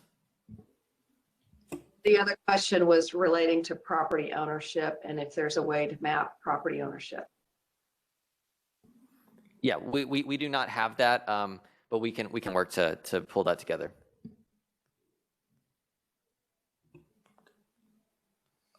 Other members, questions? Mr. Houston? Yes, good morning, everyone, and thank you for the presentation. I have a quick question. One, without belaboring all of the other comments that my commissioners preceded in asking, I wanted to ask about our social media, digital communication, or our digital community strategies that we typically see. Are they aligned with our traditional forms of outreach? And I'm asking that to see if we are able to outreach a younger audience, a younger demographic who are not only in the West Oak Cliff area, but also across the city to get new engagement of residents. Yeah, that's a great question. In terms of this effort, the majority, the department has an Instagram and we have a Facebook. We also post on Nextdoor. And so those are the kind of the three main, I guess, social media platforms that we utilize. In terms of a long-term outreach strategy and trying to tap into that younger population, we do have staff currently working on, who manage our social media, but then are also working on advancing that and coming up with new creative and innovative ideas related to that. In addition to that, and it doesn't relate to social media, but we're working on for Forward Dallas, we're working on efforts that would be some sort of an interactive game that could be played by children and high school kids to also engage the younger population. Okay, thank you. I just want to ensure that we are not only capturing their information, but also ensuring that their comments or feedback are taken in consideration. Commissioner Anderson. Thank you, Chair Rubin. And listening to all of the comments and questions and concerns, it seems to me that this plan is a little bit disjointed in terms of where it's going with the community itself. And I say that because there are comments about translating the overall document. And then there are comments that there were opportunities at these meetings for translation. But none of that says that the actual community member was able to express what their concerns were and actually participate in that role. It seems to me that there's an opportunity for the city to partner with the community and have the community translate this document, which would then show their level of understanding of where this is going and what their opportunity is in participating. And I'm wondering, so is there a method that the community itself can be engaged on a translating mission in order to ensure that they fully embrace and understand the plans that are put in front of them, as opposed to the experienced planners giving them information and then requiring that they comment just on the information that those experienced planners have given? And I'm not sure that makes a lot of sense, but it just seems like the community needs to be well-heeled in terms of what the plan is, what the opportunities are, and then how they may be able to reflect what their comments and concerns are in the overall plan instead of vice versa. So I think what I'm hearing is what might be helpful is when we come back, because we'll have to come back to this body again once we get the finalized recommendations and for your consideration. What might be helpful is if we provide the background and some more information about the community input that we did receive, because so Daniel has received massive amounts of community input. And I know that you've heard from a couple today, but there's also a lot more behind that. So that might be helpful for the group and to understand how those directly translated into some of the recommendations. And we would be happy to provide that. So you can see a more comprehensive look at the engagement and the comments and how those things were tracked. So when we come back to you, we can certainly provide that information. And that to the point of community translating documents, that's something that I've done on previous planning efforts. We've worked, from the get-go that there would be, some of that partnership going on. I think that's some of the things that we can look at moving forward. We had some of those conversations in this process, but I think those are opportunities that we can discuss moving forward in upcoming plans as well as definitely an opportunity. Thank you. That clearly addresses the questions and concerns that I have. Thank you. Just a couple questions and comments for me. First, I share many of my colleagues' concerns about the lack of a Spanish translation of the document that's about to be released today. And I think staff has characterized the 170-plus page document as having some sections that are really operative, some sections that may not be as operative. And taking that representation at face value without having seen the document myself, I would encourage staff, at least in the interim, to look to see what critical parts of the document can be translated into Spanish immediately, recognizing the limited availability of resources and the ideal of having this translated into Spanish ASAP. I do want to provide some thoughts on the community translation. I don't think we should impose a burden on a Spanish-speaking community to have to translate any of these documents themselves. If there's some sort of partnership in the community where people can be paid for their work to translate it, I think that would be great. But I think it really is incumbent on the city to provide the resources to have this translated, whether it be through city staff or by paying someone external, whether a vendor or in the community. My last questions are just about the process going forward after we get this final draft. What happens? Are we going to take a vote? Do we have opportunities to amend? So if you could just speak to what happens once we get the final draft, that would be helpful. Sure. So this body is an advisory body to the CPC. So the CPC would be making the formal recommendation to City Council, but you can certainly make recommendations on the plan to the full CPC, so the City Plan Commission. So we will be coming back to you with the land use recommendations once those are solidified. Once we hear right before going to the CPC for your input on the recommendations in the plan. There'll be more opportunity for public comment as well, so you'll be able to get that information. And once you make those recommendations, what we'll end up doing is when we prepare our staff report for City Plan Commission, we'll include any recommendations that this body has in that staff report that goes to City Plan Commission. So they also understand what your feedback was on the plan and the process. Thank you. Members, any other questions? I have one final question. I think Mr. Lopez has one, then we'll get to you, Commissioner Carpenter. Hey, Daniel, thank you for all your hard work here. So when this North Dallas resident found himself in West Oak Cliff for a basketball game for my son, I had an opportunity to drive the neighborhood. And one of the things that really struck me was the housing appreciation that we've seen in this particular neighborhood. You did mention that gentrification was certainly an issue in this community. I totally see it because I went back home and started looking at housing prices, housing values in the neighborhood. My question to you is, there is a program at the City of Dallas, it's the Neighborhood Empowerment Zone program, that is built for a neighborhood like this. The problem with the Neighborhood Empowerment Zone is that it hasn't been scaled to probably the way it needs to. I did have an opportunity to go visit the city of Fort Worth and what they were doing with their Neighborhood Empowerment Zone, which was abating taxes to keep the gentrification at bay, expediting building permits to move development forward and quickly through the city hall processes.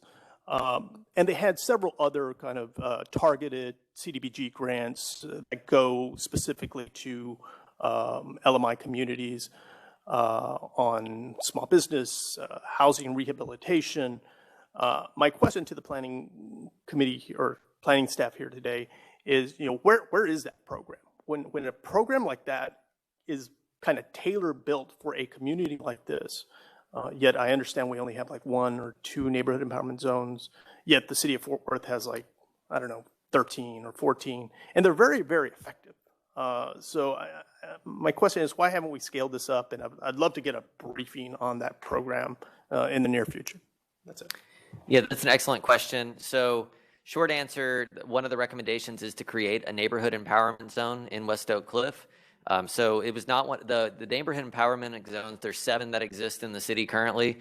Those were identified in the comprehensive housing policy, kind of going all the way back to 2017 when circles on a map were drawn. West Oak Cliff was not included in that area. And so we're recommending that this area be included. We've been working in tangent with housing and neighborhood revitalization staff to move that forward once this plan is adopted. That said, the housing department is the one who actually manages NEZs. And so, there, in terms of policy amendments to that program to be more effective, that would be something that would need to be worked through the comprehensive housing policy amendments through city council. But in terms of presenting back to this body here, that's something that the housing department could do. Mr. Chair, maybe we, in future meetings, get a briefing on the neighborhood empowerment zone and where it stands today.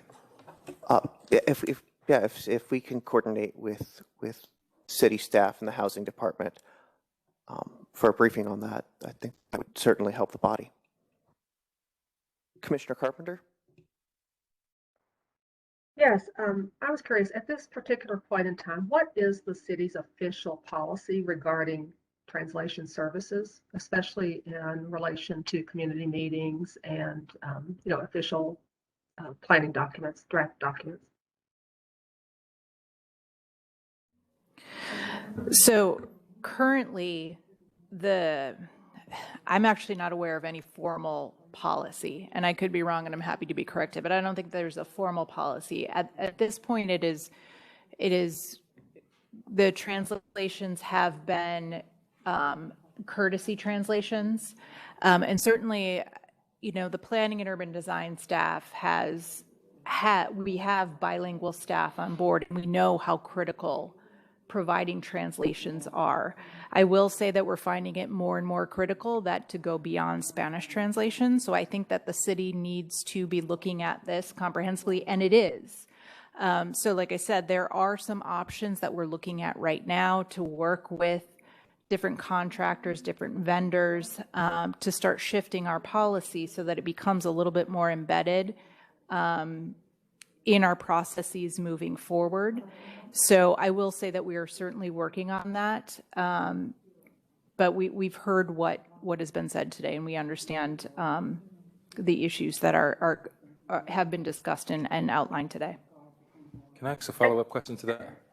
Yeah, a few quick follow-ups. We need to move on to our next presentation, so let's keep our follow-ups brief. Yeah, where does the equity office, the city's equity office, or the city's welcoming office play a role in helping with the translation and work that needs to happen? Sure, and we've been meeting with them to come up with some options moving forward with plans. So I will say this has not been a city policy, right? And I think we have a shifting dynamic, we have shifting needs, and again, we need to think about this more comprehensively moving forward. Again, not just Spanish speaking, because we're working with other communities in other areas of the city as well.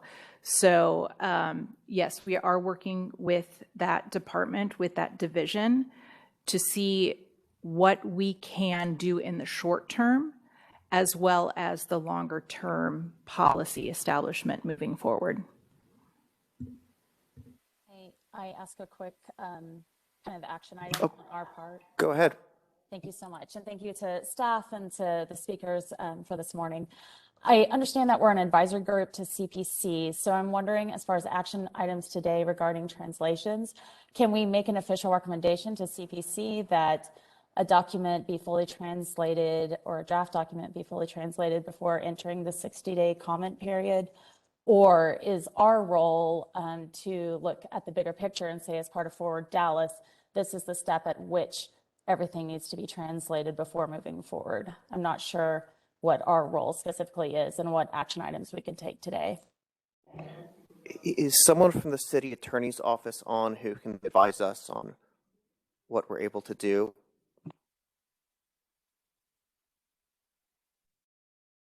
Or if not, someone from the city's attorney's office, a member of city staff? We can try to contact, if you need to move on to the other, then we can try to, because I would like to kind of get some advice from the city attorney's office on this piece, and just as far as how to follow process. An action on that, I think, is outside of this body at this point. We can certainly forward some recommendations and further discussion, but I can verify that while we're going through the discussion and bring it back up if that's what you would like. That would be helpful. Thank you. All right, any final questions on the first item on our agenda? Thank you so much, Mr. Church and city staff, for your very thorough briefing on this. I appreciate all your work. Our next item, the draft neighborhood planning update. Ms. Rangel has a conflict on this item. Ordinarily, she'd step outside the room, but we're now in this hybrid format, so what we've been doing is having the conflicted member turn off their camera and microphone. So let the record reflect that Ms. Rangel has done so in light of that. And now we will turn to Corey Banaka for our draft neighborhood planning update. Thank you. Good morning. Okay. Do you mind stating your name for the record? Sure. Good morning, committee members. Oh, hold on just a second, Ms. Banaka. Can you turn on your microphone? Can you hear me? Yep. Okay. Good morning. My name is Monique Ward, and I am a Chief Planner for Neighborhood Planning for the Planning and Urban Design Department. And I just wanted to provide a little bit of an overview and context for this new process that we're proposing today. So I wanted to thank you for the opportunity to share this new process that we've developed internally that we are proposing in draft form. And we welcome the opportunity for input, and we'll be seeking input from neighborhoods and residents and all stakeholders. So we want to start also by frankly acknowledging the need for a new planning process or something at a neighborhood scale that allowed for neighborhoods to partner with the City of Dallas and the governing bodies that help to determine outcomes that help us to achieve the kinds of enhancements we want at that scale. So that's why we decided after we reorganized planning and urban design that we needed to, one of the earliest, at our earliest opportunities to redesign this process. And we've been meeting with various neighborhood leaders, and we had 3 neighborhood listening sessions to get their input into how we best even approach this and to have some input on what their concerns are before we even decided to approach planning and the research to develop this plan. So I just wanted to kind of set the context that we knew that we had a planning process, or just we didn't really even have a formal planning process, but we had basically, I suppose, some recommendations or guidelines. And so we thought we wanted to formalize this process and make sure that we maximize the best that each of our key stakeholder groups or constituencies that will play a role in this process can put forward.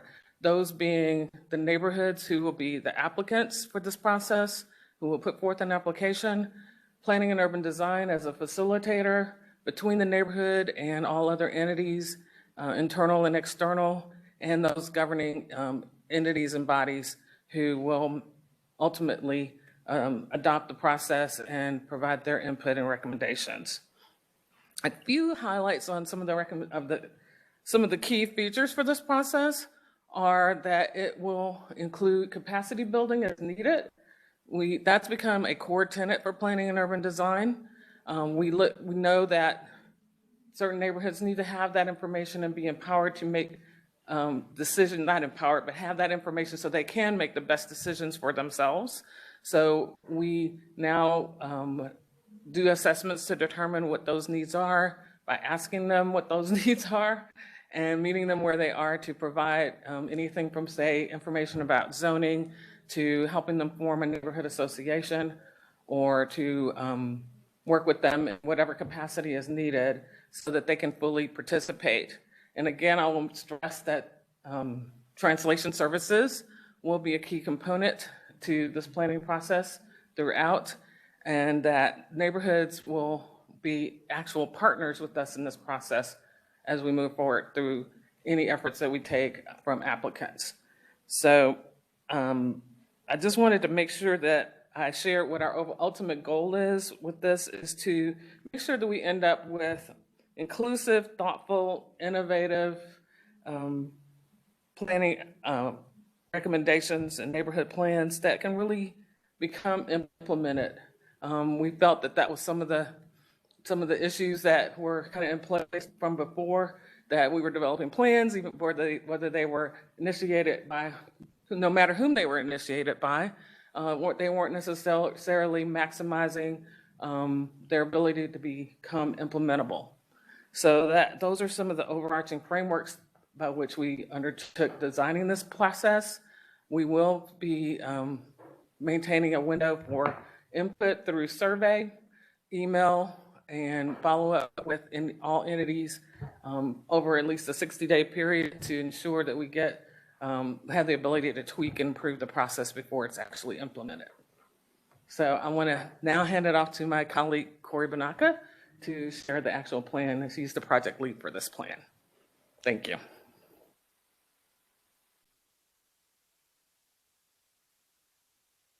Good morning, committee and commissioners. I appreciate Ms. Floyd setting me up as far as the start of this project. We are here to discuss the kind of a build on of some of the discussions that happened earlier with our area planning for West Oak Cliff, which is developing a stronger collaboratory process that is well defined in working with our communities for neighborhood planning. Next slide. This will focus on 3 critical sections that we're going to look at, the third being probably our highest point of focus, simply based on what we've drafted. Next slide. As far as we start with planning scales, if we go to our next slide, we can actually see our overall system as far as our department currently understands our different levels of planning. It is very critical that those features work together. So there was some discussion earlier about balancing the for Dallas process versus balancing the more local scales. Again, there is very much an intent from our department to continue that and strengthen it moving forward, whereas those that are at the more local scale are much more neighborhood driven, whereas anything at the much higher scale is very much kind of initiated by our city staff. Next slide. And in further detail, that citywide scale is very much focused on governance and fiscal responsibility, making sure that citywide goals are identified and resonate collectively, and making sure there's an overall prioritization in the event that there are not more local understandings of our areas. Next slide. The middle section is the one we are working with West Oak Cliff, which deals with our area planning scale, which is a subsection component of our city, but deals with multiple neighborhoods and trying to coordinate those larger areas to work more succinctly, making sure that there's a good detail of land use and policy, and making sure that, again, there is initiated by the city, but there is very much a large component that involves engagement of the neighborhoods. Next slide. Finally, our neighborhood scale. We are looking at really bolstering our neighborhood engagement, our grassroots efforts and organizations.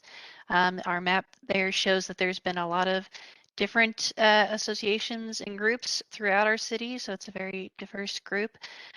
Making sure that those priorities that come out of the neighbor level scale are very much identified and prioritized towards the very local context, and making sure that that resident initiated focus is that their neighborhood has some very actionable determinations from them.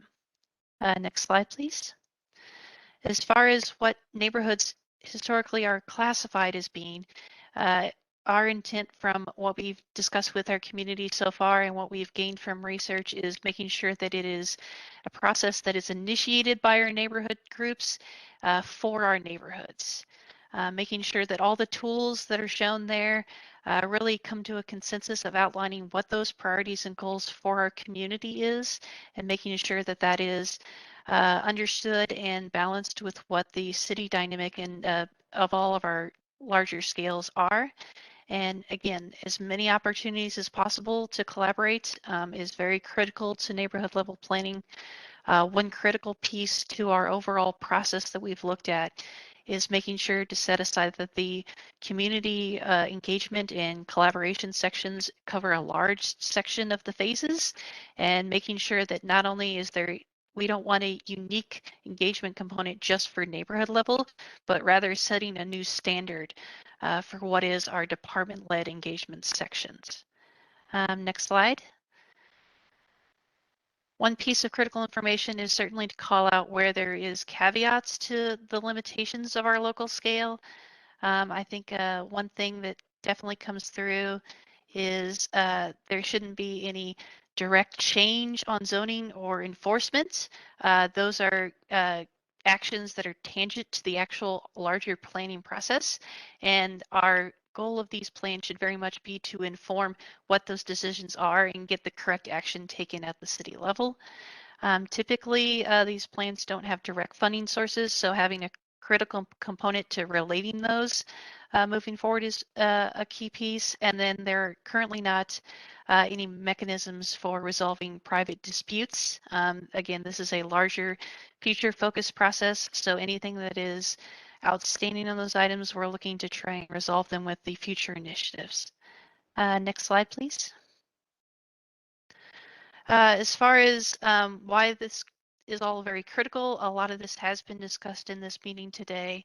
Again, getting those aspirations and priorities of the neighborhood, making sure that there is strong neighborhood development, intent, collaboration, making sure that visions and priorities are very key into the forefront of what city policy understands and any recommendations. And then making sure that we get a chance to really not only work with the community, but also work with interest groups, potential backings and fundings that can go along with any recommendations that can come through. Next slide. So as far as some of the research we've done, we did want to at least try and take a little time to summarize what all we've collected. On our next slide, we actually look at some of the items that we have for our listening sessions. As Monique had previously stated, we have currently already hosted 3 listening sessions back at the end of 2021. And as of this month, we will have some additional follow-up sessions, which is why we are here at this committee today to kind of start getting the information out to the public. We will have a full and long developed community input section to make sure that there is context and gathered from our community. Next slide. Some of the key takeaways that we had from some of those previous meetings back at the end of the year included interest in process that can be adopted by the city that's led by the neighborhood. Make sure that any information related to these procedures are all publicly available in not only physical copy format, but also digital web page format. Make sure that community engagement and collaboration is the critical factor of the entire driving of the process, and then ensure any outcomes or decisions from the local plans can in some way be implementable or fundable. Next slide.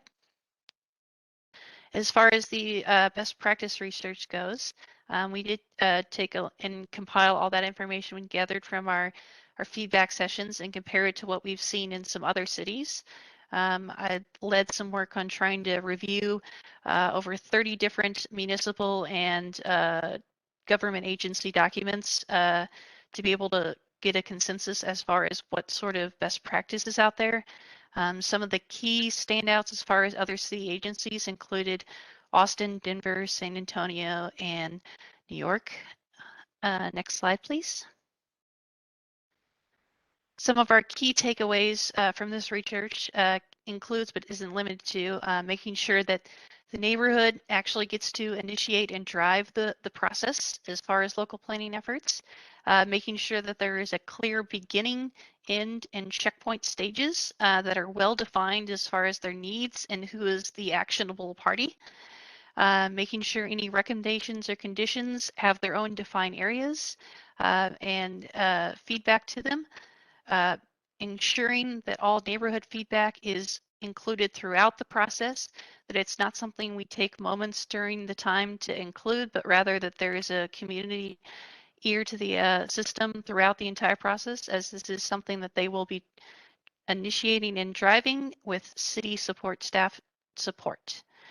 Any adoptions should also try and look at closing gaps on where there's community needs. So again, those local efforts should be very action focused on targeted issues.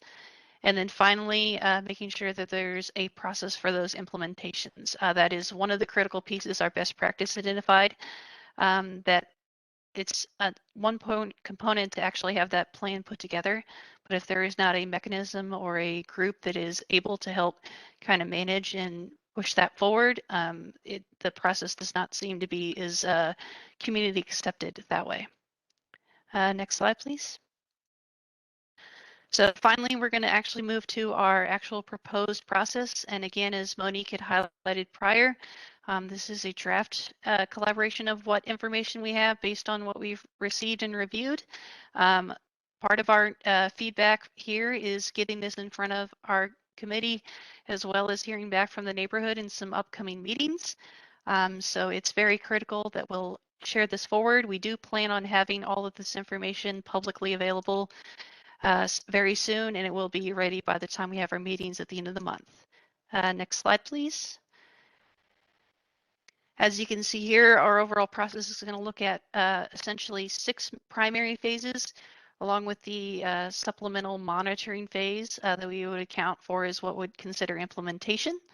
Overall, as far as what our estimations are from the amount of steps involved and what we've seen in other cities, the process can be anywhere from a 12 to 24 month session per different programs, and that's contingent upon how much items are actually pre-built by the community versus how many things we actually have to do during the ongoing process.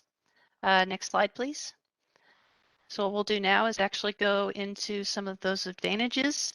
And as far as the process goes, we're really looking at making sure that neighborhood expertise and local knowledge is a critical component along with that engagement, that there is some amount of collaboration between our city staff department, our other departments, along with the community. Again, this is a community-led effort, but it is not solely on the intent of the community. We don't want to overburden them where in scenarios which city staff can be an ally and actually assist in forwarding the process. Along with any appropriate coordination, making sure there is, again, implementable outcomes and that there is a mechanism for actually following up on those implementations. Next slide, please. So the initial process step, we are looking at having a key feature, which is currently we don't actually have a start to any of these programs. We get a lot of input from the community, and they want to actually have interest on getting these things done. We try and coordinate getting staff accounted for and making sure we can have the appropriate meetings. But as we are recommending today, it is to actually have an application submission for these procedures to be actually get started. And we are also looking at having particular time windows throughout the year in which these applications can be submitted. So not only do communities have a clear definition of what is needed to start the process, but also when that's available and how they can balance versus other communities' interests. And we will take an opportunity to try and equitably score these applications and make sure that staff is assigned in an equitable manner. Next slide, please. Our second phase is actually looking at making sure we have a comprehensive understanding of our existing conditions, which is something that was previously part of our process, but very ambiguous as to its setup. Again, this is very much a collaboration between staff and the applicants or the community. We're really looking at making sure we have defined measures as far as the area we're looking at, what critical factors there are, what sort of information we have readily available. The West Oak Cliff area plan was a good example of having a lot of different demographic and existing condition information. And then we'll try and make sure that we summarize that for our sections moving forward. Next slide, please. That next section is the analysis of that. So once we have all that information pulled together, we're going to make sure to city staff actually pull key findings to make sure to report that. 2 key pieces of this section will certainly be at this time trying to identify any partners moving forward. to not only help with the community input process, but also how we can actually move towards implementable actions. And again, a lot of really understanding about what those key themes are, and any internal work is from the city staff versus the community is very critical here. On our next slide, we have the actual strategize of the elements, which is looking at drafting that community goals and visions based on the key factors that we've seen from our analysis, making sure that there is defined issues as far as different items related to land use, housing, open space, transit and access. Really wanting to make sure we define what our goals are beyond what the plan scope of simply creating the document is, and making sure that there are a lot of interdepartmental issues and collaboration that's done. And actually, one key piece that a lot of best practice work has that most other cities hadn't been doing is outlining the limitations. So again, when we do in community engagement, when communities work together to get a lot of actions taken, a lot of times there are a lot of items that come up that may not be able to be addressed during one of these processes, such as co-compliance issues or such as personal disputes. So making sure we understand what those limitations are beyond what it is that the community is really drafting towards. Next slide, please. The fifth stage of our process would actually look at drafting that formal plan. So this is a good example of where the document that West Oak Cliff had just shown. It's a longer process where there's actually a lot of help from not only city staff, but the community as well. This is one of the places where if there's a lot of work that had been done prior to the application stage, there's a lot of chance for actually moving through. And then the one key piece is, again, in addition to all the community input throughout the process, we want to make sure there is that formalized window once the documentation drafts have been completed, that we actually give another round of community engagement beyond just the continual ongoing during the neighborhood-led process. Next slide, please. The sixth stage of what we are looking at was actually having a formalized adoption phase. So again, as we'd stated prior, there are a lot of neighborhood associations out there currently within the community. We've done a number of community-led adoption plans prior, but they've had a very disjointed factor as far as how they were run, what sort of factors they used to build them, and not all of them ended up getting adopted by City Council. So the final piece of this is after we've gone through our 5 principal stages, making sure that our committees and our council actually take the time to look and review that all the processes have been completed in the appropriate manner, that there were no feedbacks or engagement steps that were missed or underperformed.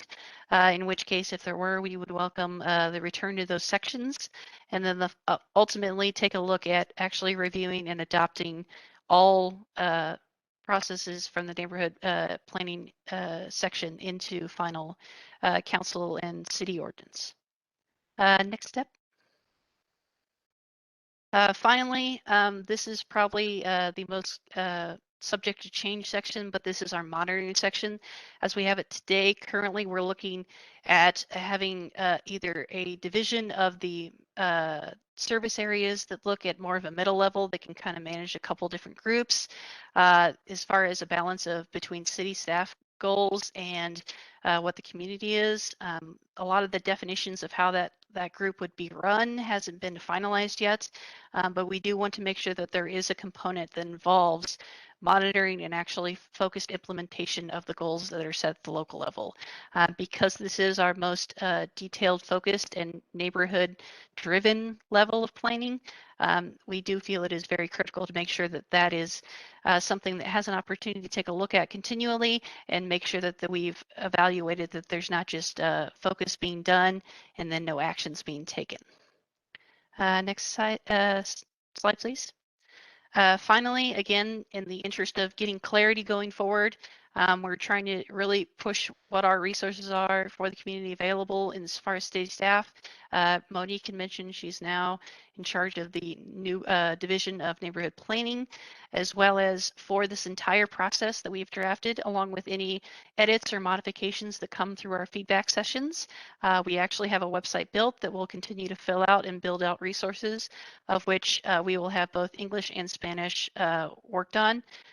There is a draft version of it up to date. It is not complete by any regards, but we are working to get more materials up as we complete the translations and as we hear more community feedback.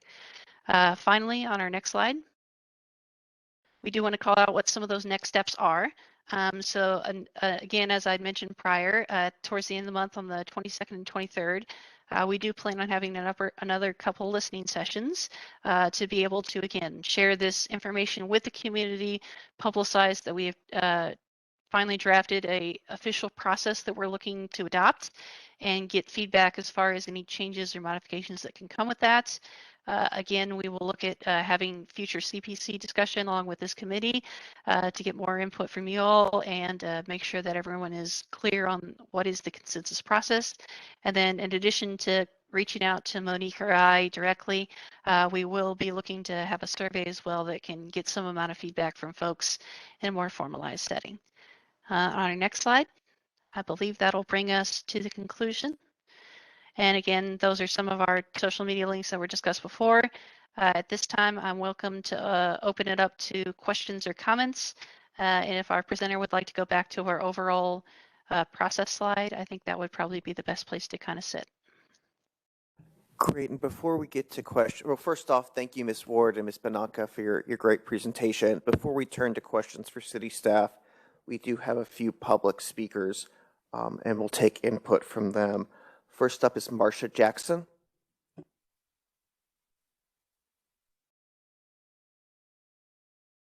Good morning. Thank you. My name is Marcia Jackson. I live in Florida Farms. I'm the co-chair. I'm also a steering committee of Neighbors Coalition. And I am here because we followed all the recommendations previously that we provided for the PUD on our adoption process of our neighborhood land use plan. We followed every summary that we had, not only representing Florida Farms, 10th Street, as well as Singleton United.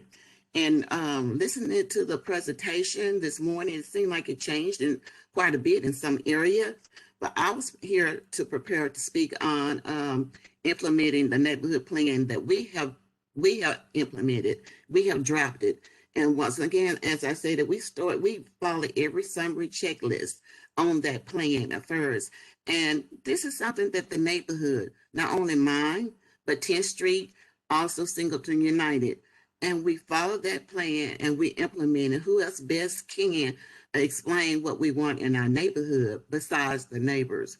I'm asking that will you go back and relook at our Florida Farms plan that we drafted.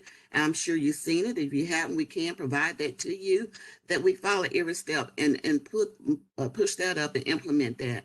Also, looking at the plan, I was somewhat surprised also to see that it's now application process, that we never saw that on the summary before. And to me, it's mainly looking for most as not so much as a neighborhood plan. Now it's also led by the city. So I just want you guys to know, to hear our voice in the community, our neighbors, that listen to our neighborhood and have the input. And that, like I said, that's a new process for us to see, filling out an application and paying for that, something in our neighborhood. Thank you. Thank you, Ms. Jackson. Evelyn Mayo.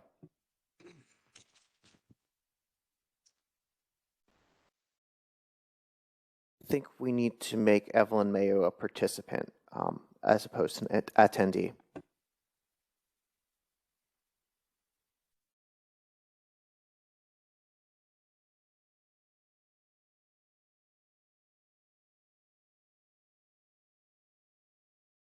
I believe she should be there now. Morning, can you hear me? Yep. Okay, great. Good morning, committee members. My name is Evelyn Mayo, and I live at 7732 Village Trail Drive, 75245. Today, I'll be discussing my experience with the neighborhood-led planning process.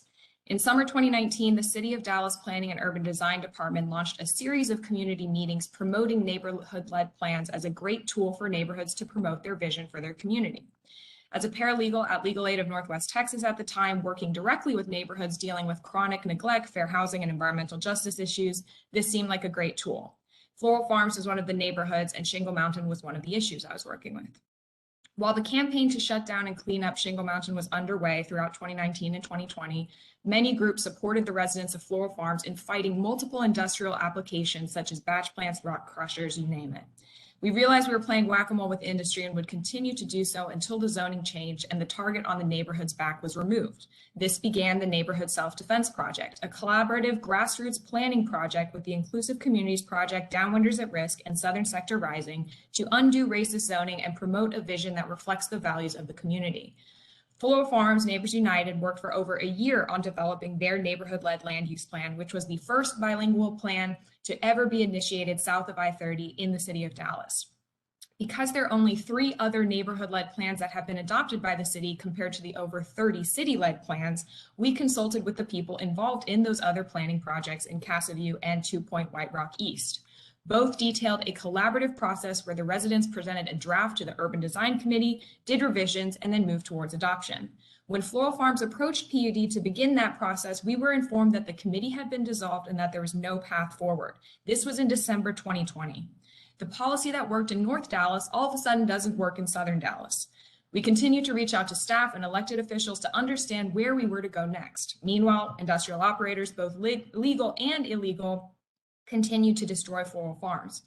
In April 2021, the CPC was briefed by PUD on the next steps for the neighborhood-led plans, where it was reiterated that there would not be a pathway for neighborhood-led plans to become policy. At this point, Floral Farms and other neighborhood-based organizations organized the Coalition for Neighborhood Self-Determination, specifically to restore the path to policy for neighborhood-led plans, which we have been working on since June 2021. The coalition leadership has met with PUD 4 times since October 2021 to resolve this inequity and allow neighborhoods that have been redlined, dumped on, and neglected for generations to be given the same chance at self-determination that North Dallas neighborhoods have and continue to receive. We appreciate the time and effort the new leadership at PUD has devoted to this issue. We circulated the draft recommendations that we shared with you all via email to PUD last year, along with the path that was described to us by those who previously were involved in neighborhood-led planning used. Floral Farms has been stuck in limbo since 2020, 10th Street since September 2021, and now the Singleton corridor in West Dallas since December of last year. We implore you to work with us, the coalition of grassroots organizations who have actually done this, to develop this policy so that equity and racial justice are key elements of this moving forward. Thank you for your time. Thank you, Ms. Mayo. Christine Hopkins.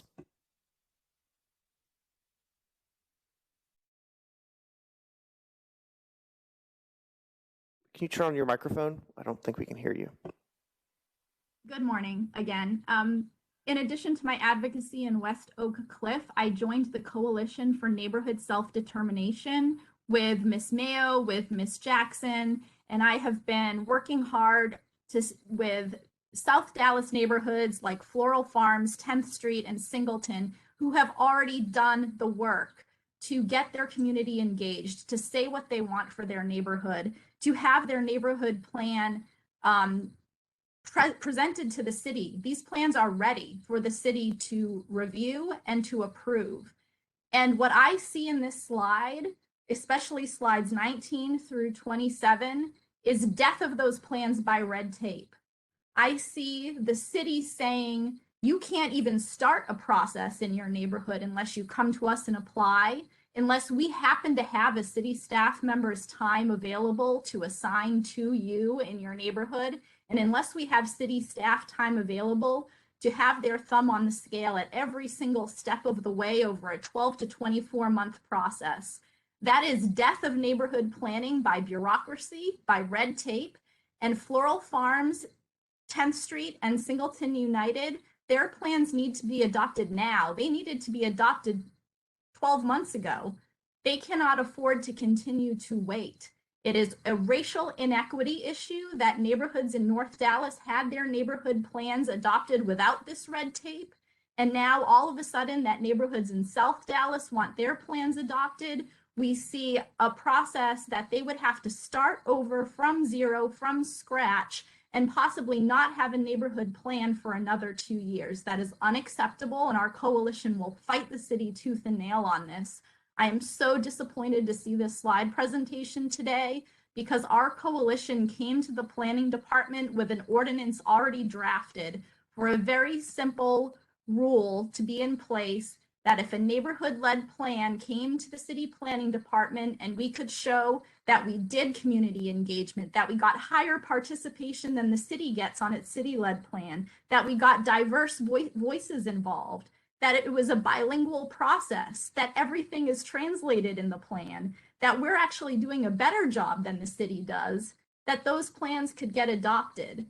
You know, instead, I urge the committee to look at this. There are neighborhoods that have been waiting for authorized hearings for over 2 years. Floral Farms, Elm Thicket, downtown Elmwood. Why? Because city staff is not available. The city does not have the resources to move those authorized hearings forward. How in the world is the city going to have the staff and resources available to dedicate to every single neighborhood in the city of Dallas that wants to have a neighborhood-led plan? We would like our draft ordinance to be presented to the committee. We would like our draft ordinance to be presented alongside with the city's presentation at the upcoming public meeting so that the public can see what we are proposing versus what the city is proposing and have a real platform for expressing their opinion on what the better path is to go. And just to echo Ms. Jackson and Ms. Mayo, we need Floral Farms, 10th Street, and Singleton United, those 3 plans to be passed and grandfathered in under the old process that they followed and not subject to this new process. Thank you. Thank you. Questions for any of our public speakers? All right, questions for staff. Mr. Hawkins? Hi, Ms. Ward. Good to see you again. And you know, the rest of the staff, thank you for sharing the plan. My question is, particularly because the city again is going through now a housing audit of its, a racial equity audit of the housing plan and a racial equity plan. I feel like this is missing some equity goals, particularly, you know, talking to or hearing from the speakers. Where does equity considerations come in, particularly for neighborhoods who have been excluded from this process? That's my first question. And second is prioritization of neighborhoods based on some city inequities. You know, I'm thinking about, for instance, you know, Deepwood Dump, for instance, the largest illegal dump in Texas history, right? If I considered that to be a priority, you know, based on that, I would put them higher up on this neighborhood plan ranking. So equity goals and then prioritization of neighborhoods. Thank you, Mr. Hawkins. And we've talked about this before. Yes, we certainly have.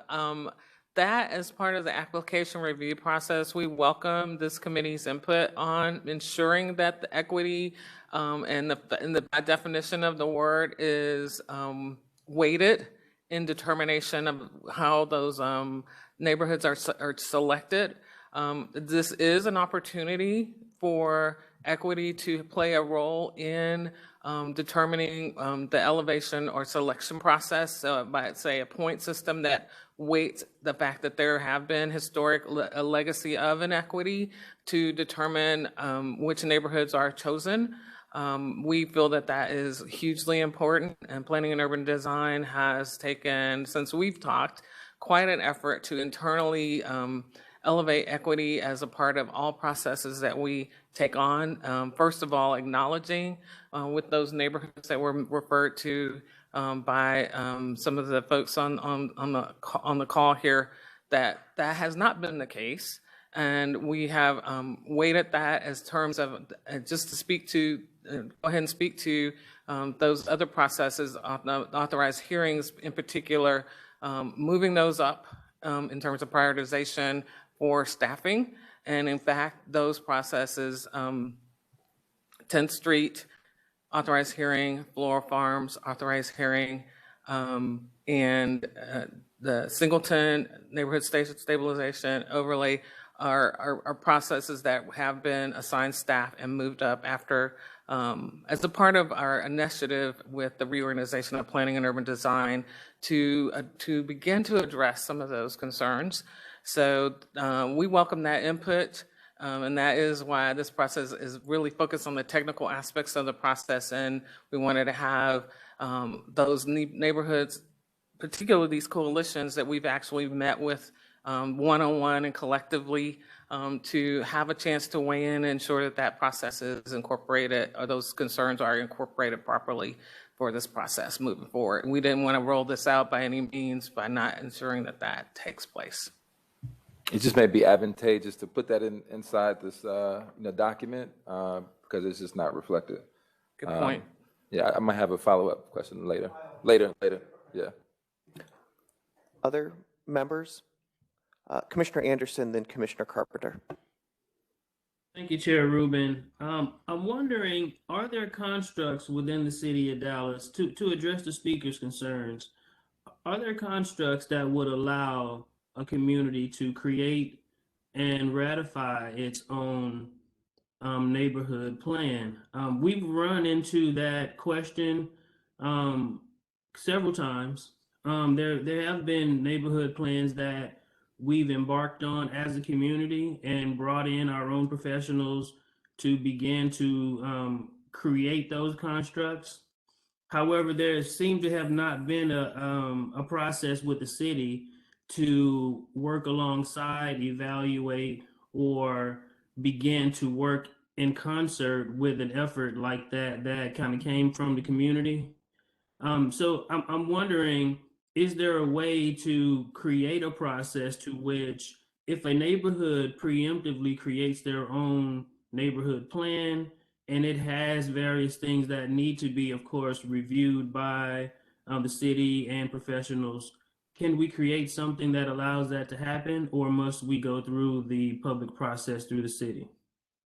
I can say that that is actually the goal of creating this particular kind of process, to ensure that we help a neighborhood to do that assessment. That may be something that we think neighborhoods can take on, and even before they apply, is to do a self-assessment to understand what their visions, their goals, their challenges and opportunities are.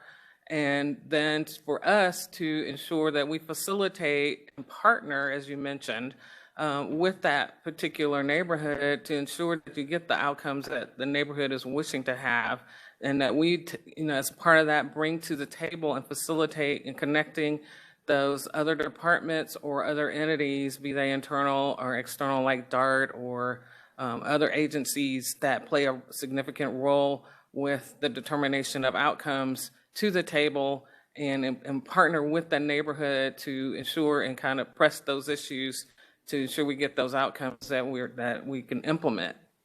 So we see that there is an actual need to have this be a partnership, so that we can ensure the best outcomes and the best that all parties can bring to the table. If I could follow up, and I appreciate that response. Oftentimes the communities are faced with trying to find help in their community from the private side. A lot of the neighborhood plans and comprehensive plans that have been successful north of 30, I would say, have had private institutions or firms that have come in and kind of walked those things through.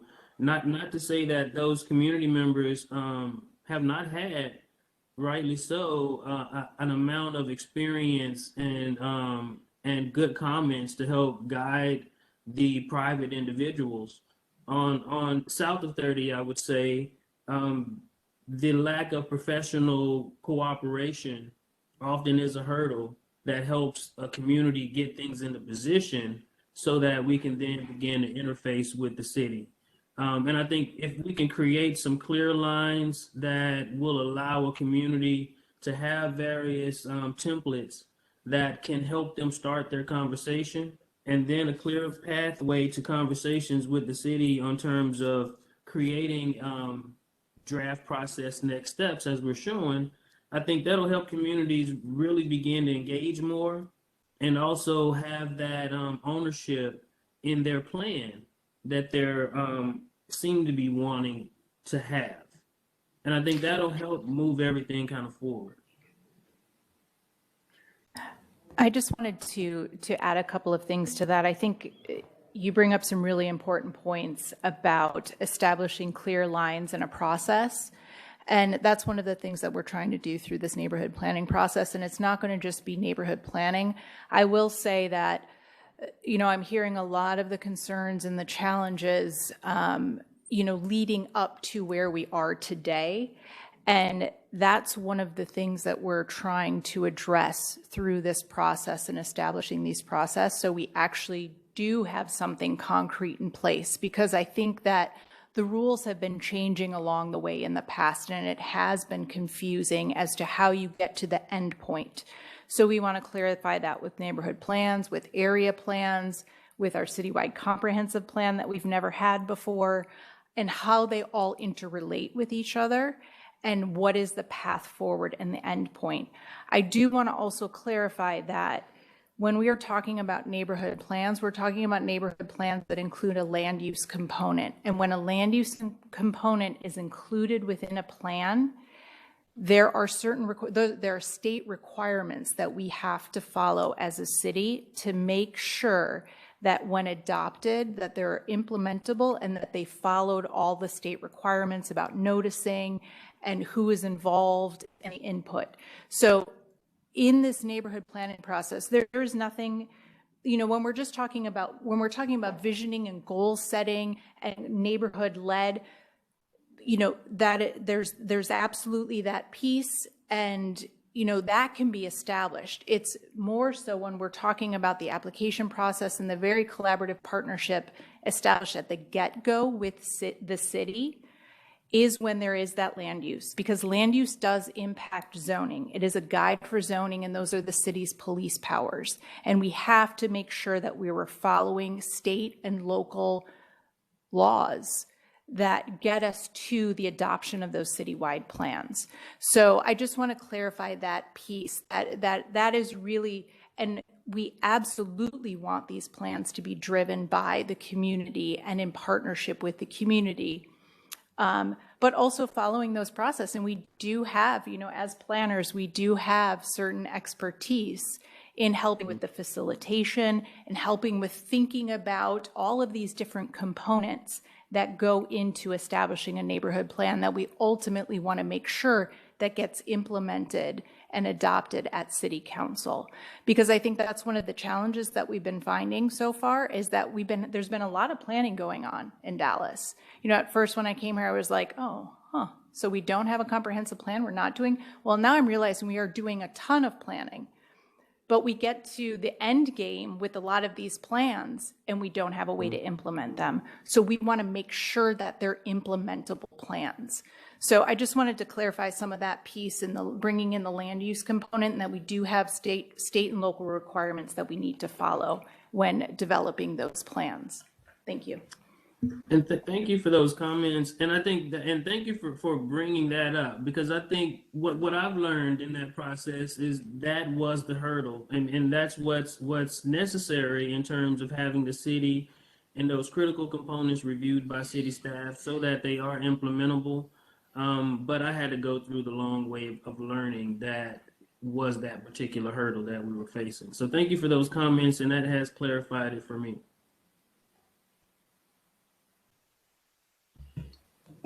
Mr. Kent. Thank you. Thank you, staff, and thank you to the speakers as well.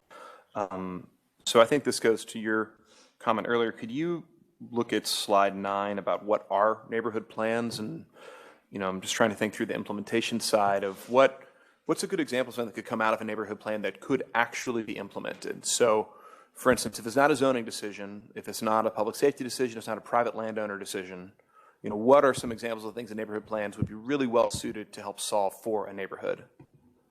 So I really think they're really well suitable for establishing a land use vision for that more nuanced area. So we're going to have the citywide comprehensive plan. So that's one of the pieces too. One of the concerns in the past is, you know, and when I worked in San Antonio, we did this too. It was neighborhood plans, the land use plans were going to lead to a citywide comprehensive plan. Well, it took 20 years and we only had 50% of the city covered. So part of the concern is all of those areas that don't have any kind of plan. And then you kind of start to panic, especially when there's a lot of change. So one of the ways that we're hopefully going to address some of that is get the citywide established land use plan so that we have that covered. Then neighborhood plans come into play for those much more nuanced issues that are much more granular, on the ground, very detailed, oriented, potentially at the block level, of establishing an even more detailed land use component, if necessary, to more specifically guide and direct than a zoning change. So we could establish those land use plans and then follow up with the zoning change that is consistent with that neighborhood land use plan that was developed. And that zoning change would need to be, and who takes the action to actually affect that zoning change? The CPC? city. Well, who would the ultimately, the city council. But where would that be initiated from? So we're also working on the authorized hearing process because, another term for those in other jurisdictions is just a city-initiated rezoning. Mm-hmm. And oftentimes when we do land use plans, we follow it up right away. The city will staff after, if a land use plan has been adopted by council, it will go back and city will say, okay, well, now this has been adopted. This is the land use vision. So now we're going to follow up with the rezoning so that it's consistent with the land use plan. And then it starts a separate public process. So the order of operations here would be a neighborhood plan is created following the process you've described, passed, adopted, and it might say, well, we actually want to rezone. The plan says, the vision is this area needs to be zoned something different. Exactly. And then the action is on staff to take the rezoning process forward to council to approve the actual rezoning. So that can be one of it. It could be staff initiated. It could also be city council initiated. Mm-hmm. It could be CPC. We've got where there's the memo that CPC can establish to initiate those processes as well. Mm-hmm. We're working through some options to, as you've heard, a lot of this is taking a long time, right? Yeah. One, we need more staff for sure, because I think we've gotten to a point where there's a lot of interest in this. So looking at those processes moving forward, there are definitely different avenues to move it forward.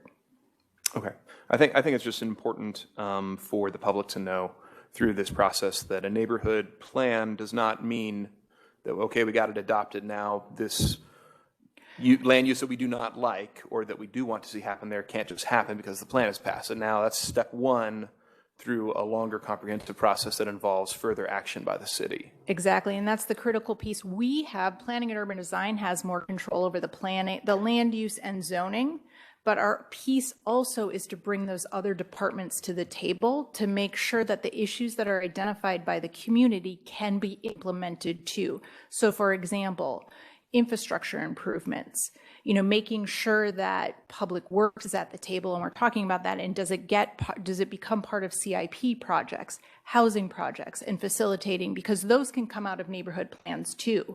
But we have to make sure that the other departments are on board at the onset to move those forward. And it's a fair point then also to emphasize the things that the plan can do and is very good at doing that doesn't require further action. So that people don't just look at it and say, well, why haven't go through this because it's just a non-binding vision that I hope someone will go implement after we're done with it. Right. Thank you. Commissioner Carpenter? Yes, I have some related questions. So, basically, is there a gap between what the neighborhoods are hoping to accomplish through neighborhood plans and what the staff sees as the scope of these plans, especially in terms of the slide that said these neighborhood plans do not direct changes in zoning or enforcement of compliance, which oftentimes seem to be what is motivating the desire for a neighborhood plan? I honestly think that we are saying a lot of the same things. That really it is working in partnership so that I think both the neighborhoods and both city staff can see these as plans that get implemented. I I think we're talking about that from the get-go. We want to establish that partnership. So if you could just, so I think that we're talking about, we have a lot of the same goals actually for this program, and helping each other out in the process. Do you consider this new presentation to be basically a sea change in attitude about neighborhood plans? Because I know when CPC was originally briefed on the way authorized hearings and plans were going to be, ranked and pursued, the message that I received was that neighborhood plans could be done with a minimal amount of staff assistance, but there really wasn't going to be any follow-through on them. They could be posted on the city's website, and the staff considered them to be a tool for increasing community and neighborhood engagement, but there really wasn't a path forward for adoption. So are you thinking now that you're trying to create a path forward for these to be adopted, or? Absolutely. We want to create a path forward so that they can be adopted. And I will say one of the other items that we're looking at and, thinking about is that if there is a process that neighborhoods would like to see, sort of the initial stages before we get to land use, so that it's more an organizing or an advocacy or community building or things like that, that we could have something that's called a goals and strategies report that won't necessarily, and that's something that could get posted on our website or can sit directly within the neighborhoods. But yes, for these neighborhood plans with land use components, we absolutely want to have a very clear and direct process with laid out expectations for getting adopted at City Council. And once it gets adopted, then these would, if Forward Dallas is in place or whatever comprehensive plan, they become amendments to and incorporated into the citywide comprehensive plan. Okay, so for clarity, so what is the comparative final status going to be of an adopted neighborhood plan and an adopted staff-led area plan? So neighborhood plans and area plans, I'd say the big difference in that is going to be the scale and size and possibly the time that it is going to take to do the area plans would be a much larger plan, potentially, and the neighborhood plan would be the smaller scale plan, but both of them would have the path toward adoption at City Council. Okay, so the goals could be implementable on the same path, basically. Absolutely. Okay. I'm sorry, I have other questions, but I would gladly defer to other panelists. Mr. Hawkins? You mentioned something, and this is why I brought up the equity goals. You mentioned the ability for the city to police some of the possible code violations that happens because of land use. And that is something that the community members have mentioned all the time. Is that a lack of capacity of the city that leads to things like community groups suing the city for these land use violations that can possibly be alleviated through equity goals in the neighborhood plan? So sorry, that was some jargon for you that I used that probably that seemed like it was confusing. So what the jargon that is used is that zoning is the city's police powers, right? So that's zoning. So well, different enforcement from of zoning, code. right? Yes, exactly. Well, to zone is our police powers, and then the enforcement of that's when we look into the code piece. And so that is a big, when I used to do, because I started out, my world of planning started out in neighborhood planning. And a lot of the plans came out of, the issues that were coming out were code compliance issues. Again, getting the city involved from the get-go, those are one of the, if it's necessary, because there are pros and cons to that, right? Some neighborhoods don't want code compliance going out, some do. So it depends on the issues that are going on there. But those are one of the things, that, with the city involved from the get-go, we establish that and who becomes a partner at the table. And that leads to the follow-up around bringing other city offices to the table. Does that include like public health? Because some of the industries also include public health concerns around industry, particularly like air quality, things like that, right? Absolutely. And that is where we absolutely want to have, that's where the neighborhood drivenness of this and the neighborhood component of it is so critical, is to understand those issues and to talk about who from the community side also needs to be at the table. You know, we can do a lot of thinking of the resources within the city, but with the community, absolutely, those are all of those discussions that we want to have about bringing in the public health officials if that issue is of concern to the community, and laying those pieces out and making sure that whomever the community feels that needs to be brought to the table is brought to the table. That's why I want to stress those equity goals and probably even a restorative justice model baked onto this to help with that thinking. I have a few questions for staff, unless, Mr. Lopez, why don't you go ahead? Just a quick comment. So first of all, planning team, fantastic job with this new initiative. My concern is that Ms. Hopkins had a legitimate point here. She really did.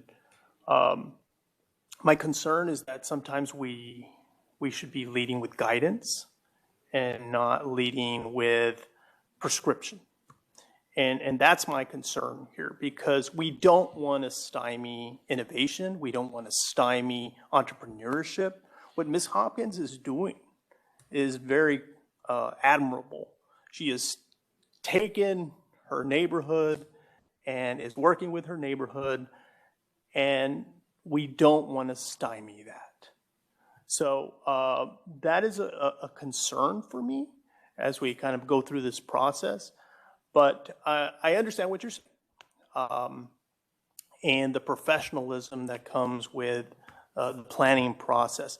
But what I do see in this document is the time element. It does take a lot of time to go through this. If a neighborhood has thought this through, there should be an expedited process here. And that was of concern to me, because this process is great for a neighborhood that is just thinking about this process. It's obvious to me that Ms. Hopkins has been thinking about this process for a very, very long time. And so she doesn't have to start at Planning 101. Perhaps she is at a graduate level at this point. So I hope there is elements where this can be expedited, and I didn't see anybody kind of speak up on our behalf, and so that's what I wanted to do. Yeah, and I absolutely agree. In my perfect happy world, neighborhood plans are done in 6 to 9 months, ideally 6 months. If you have the neighborhood that is ready to go, you've got so one of the big issues in timing is how immediately and ready organized the neighborhood is with the diverse makeup of stakeholders already sort of on board with moving forward in the neighborhood planning process. I've absolutely done neighborhood plans with a very organized community that has taken 6 months. Now, if you've got a little bit large, and again, depending on the size and the issues, if you have a little bit bigger and maybe you only have a few people that want to champion this, it's probably going to take a lot longer because of the education component that goes into this. It depends on those issues. I will say, to your point about innovation, I absolutely agree with you, and I don't think we want to stymie any of that. So in many ways, staff is technical assistants, and we're also a facilitator of ideas and options. And we want to make that clear when we're starting to work out with communities that this is a partnership. This is a back and forth. We are primarily concerned about, in many ways, process, right? And following an established process so that we can get a plan adopted. There's a lot of wiggle room in what that process can look like in between. And I think innovation and creativity, and especially tailoring to different contexts, is critical for, I think it's kind of, at least, sort of new breeds of planners really want to be involved in. And we didn't want something that was cookie cutter, one size fits all. but allowed for meeting that neighborhood where they are, be they fully organized or not organized at all, and are historically unable to have the resources to organize. So we are acutely aware that is also an issue. The more you might had to have assistance. This is another benefit we feel with this program, is to make sure that those neighborhoods who have historically not had that resource, not had that opportunity, can have this opportunity, who weren't fortunate enough to have a coalition or some outside entities come in and help them, would have the opportunity to have a neighborhood planning process. Yeah, absolutely. I think the most important role that y'all play is sometimes we don't know what we don't know. And that's what the planner is capable of what is the art of the possibilities within these neighborhoods. But I'm also, after this meeting, going to go get a passport because I'm going to be going out of the country. And that process to me is a nightmare. And I don't want Ms. Hopkins subjected to something like a passport distribution process that we have at the U.S. Department of State. So I'll stop there. Thank you. I can relate to that analogy. Mr. Chairman, this is Linda McMahon. I have a question. Great. Go ahead, Ms. McMahon. Thank you very much, and thank you, staff. I think this is a really exciting opportunity for our communities all over the city of Dallas. I do have a couple of process questions, however. With the application process, are there any kind of gating guidelines? Like how big is the neighborhood? Are there multiple neighborhood associations? What are the boundaries? I mean, it seems like any neighborhood can apply, but it also seems to me that it would be really difficult to evaluate a lot of small applications, like my little neighborhood association. Would they come to you with a planning request? It might seem inappropriate use of resources since they are very limited. So can you address how you're planning on evaluating whether this is a good fit for a planning process? You can try and pick it up. Unless Andrea would like to field that one. Nope, go for it, Corey. Okay, so as far as part of the application process, we have looked to set out a few guidelines as far as what criteria involved. The scale of the plan is one of the things we're very interested in. I think having at least the minimum as far as a certain percentage of parcels is where we are looking to start to make sure we don't have like one or two solely streets. And then the intent was also to make sure that there was a limit on the overall size. We're trying to avoid the idea that the neighborhood level plans overlap with the scale of what would be like an area plan, for example. So those specifics isn't finalized. That's something we have drafted, but we are looking at those ranges.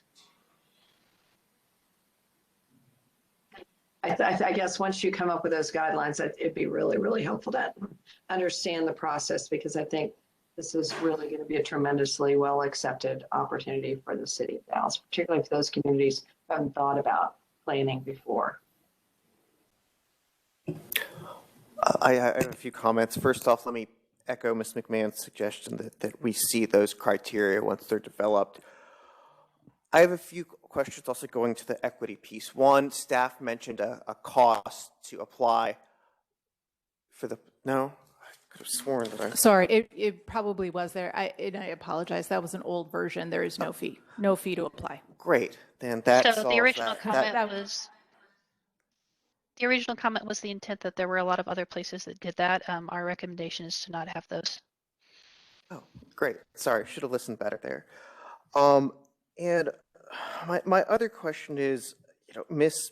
Mayo made a great point that this neighborhood planning process is key for areas that have been redlined and dumped on and face the historical and present day inequities. But this is a tool that we are potentially allowing the entire city to use, including areas that, rather having suffered from those historical inequities, but have benefited from those inequities. And how or is there a way to ensure that this or neighborhood planning process isn't used to sort of enshrine existing inequities in more advantaged areas when it goes to potentially area plans that may speak about the types of housing that are, or neighborhood plans that speak about the types of housing that are, the neighborhood wants to see or not want to see, depending on what the neighborhood looks like. So I don't know if staff can speak to that. So I appreciate what you're saying, and that it's a part of all of our planning processes.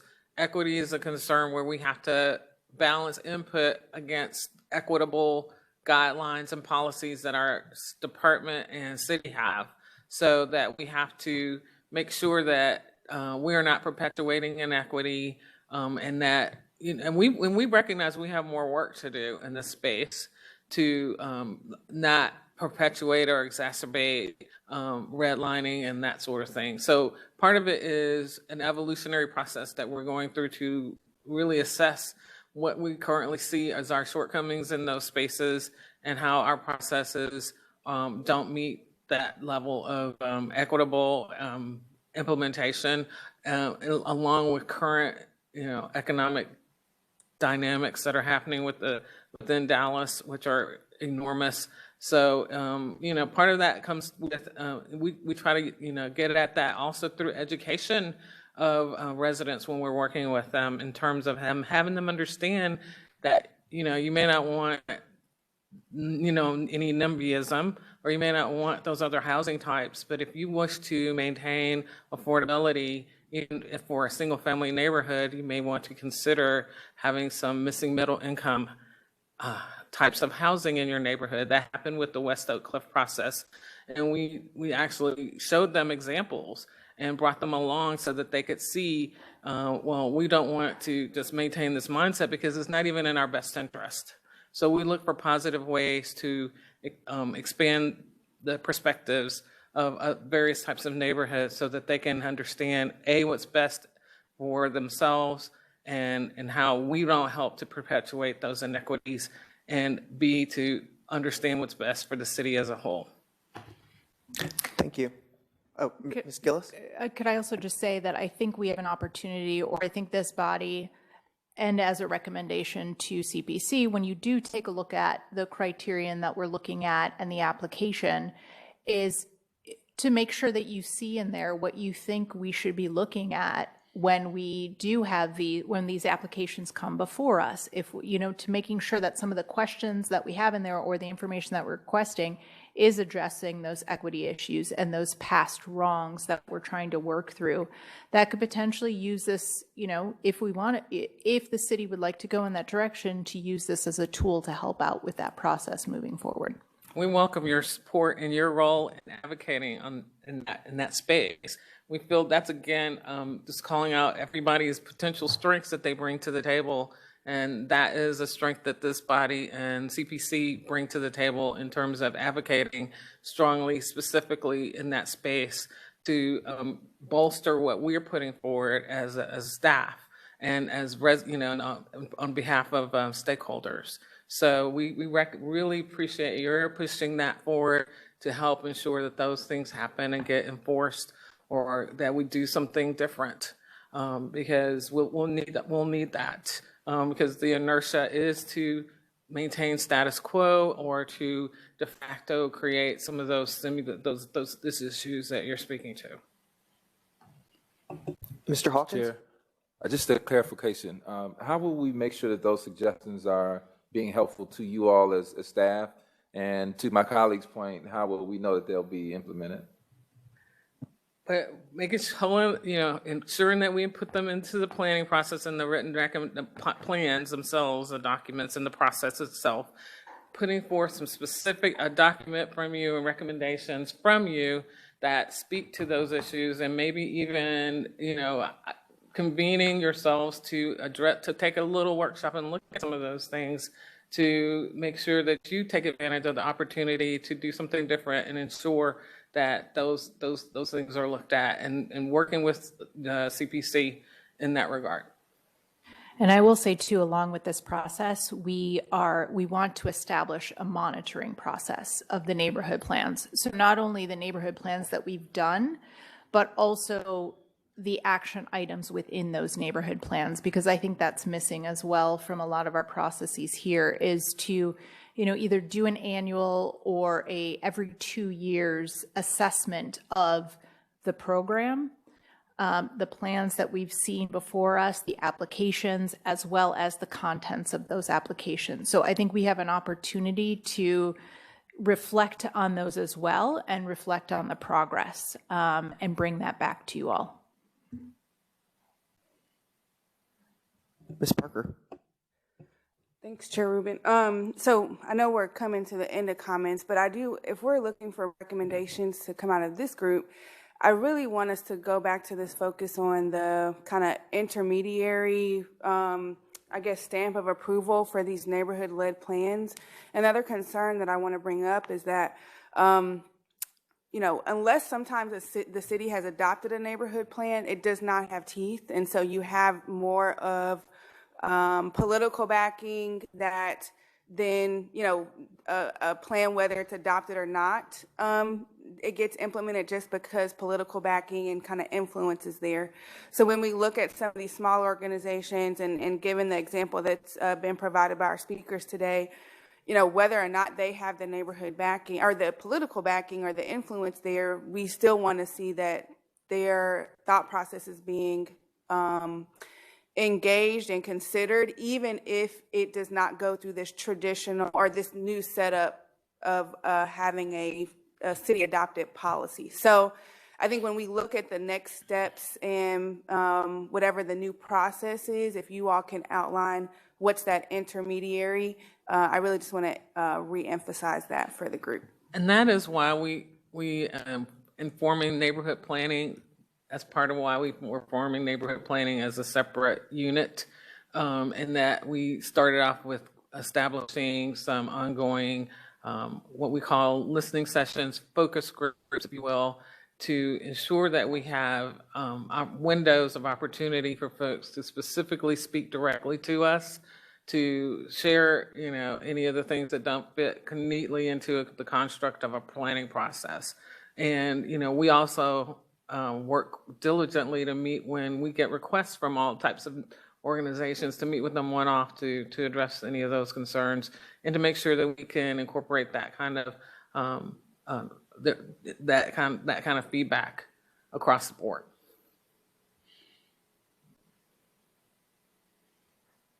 Commissioner Carpenter. Yes, are the applications for neighborhood plans going to be taken first come, first served, or are they going to be ranked the way the applications for authorized hearings are?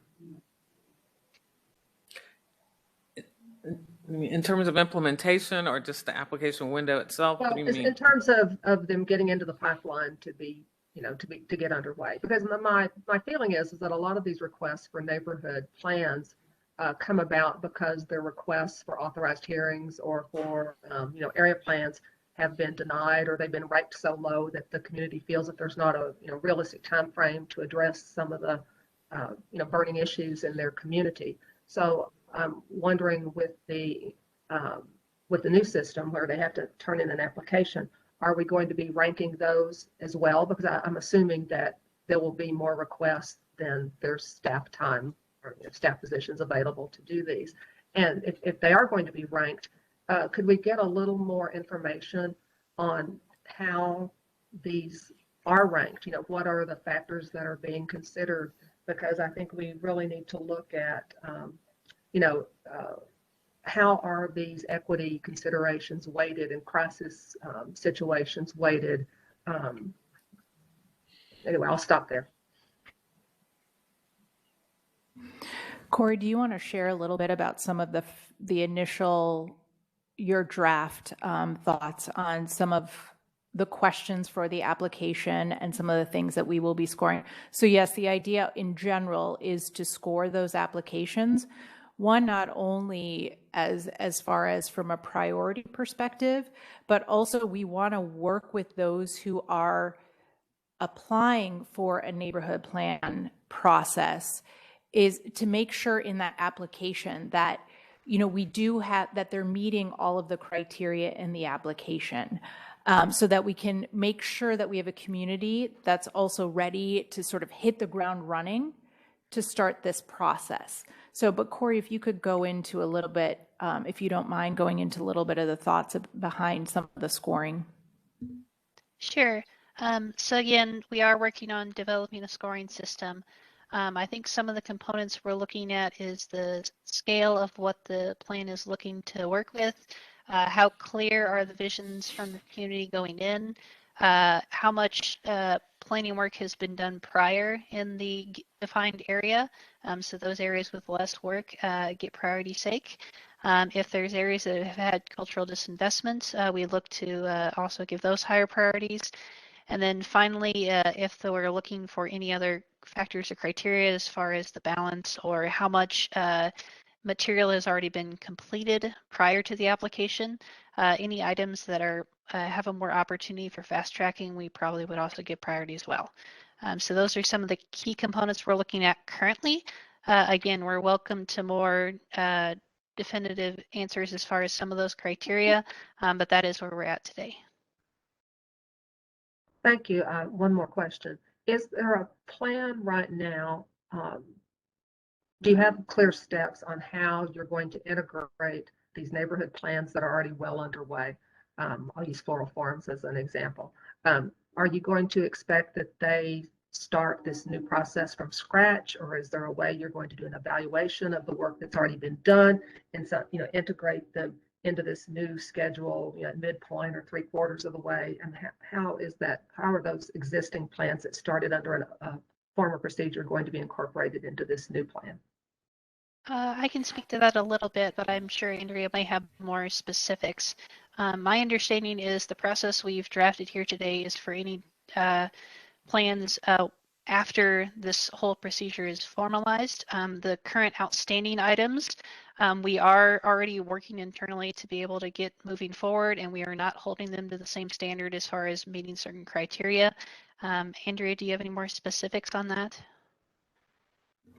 Sure, we've actually rescored all of the pending authorized hearings that were in place. A lot of them are pending. You've heard a lot of them are part of the West Oak Cliff area plan, that once that's adopted, we'll start assigning staff to those to start moving those forward. But we also looked at the ones that were mentioned today, sort of 10th Street and Floral Farms. Those are the two that we have pending on our authorized hearing process. And they actually had plans already adopted for them. They're already in place. There are the updated neighborhood-led plans that we have. We've talked to a lot of the community members about using them as a resource moving forward in the authorized hearing process. So we actually we're moving forward with each of those pending areas that have been mentioned today, using the neighborhood plans that have been established by the communities as a process moving forward, but we also do have land use plans in place for those areas that we do need to take into consideration as well. So those are underway. All right, thank you. Members, any other questions? All right, staff, thank you so much for your great presentation, Ms. Ward, Ms. Panaka, Ms. Gillis. Great work, and appreciate all your very thorough answers. Look forward to hearing back from you more on some of the items that we've inquired about. Let's wait just a second for Ms. Rangel to hop back on.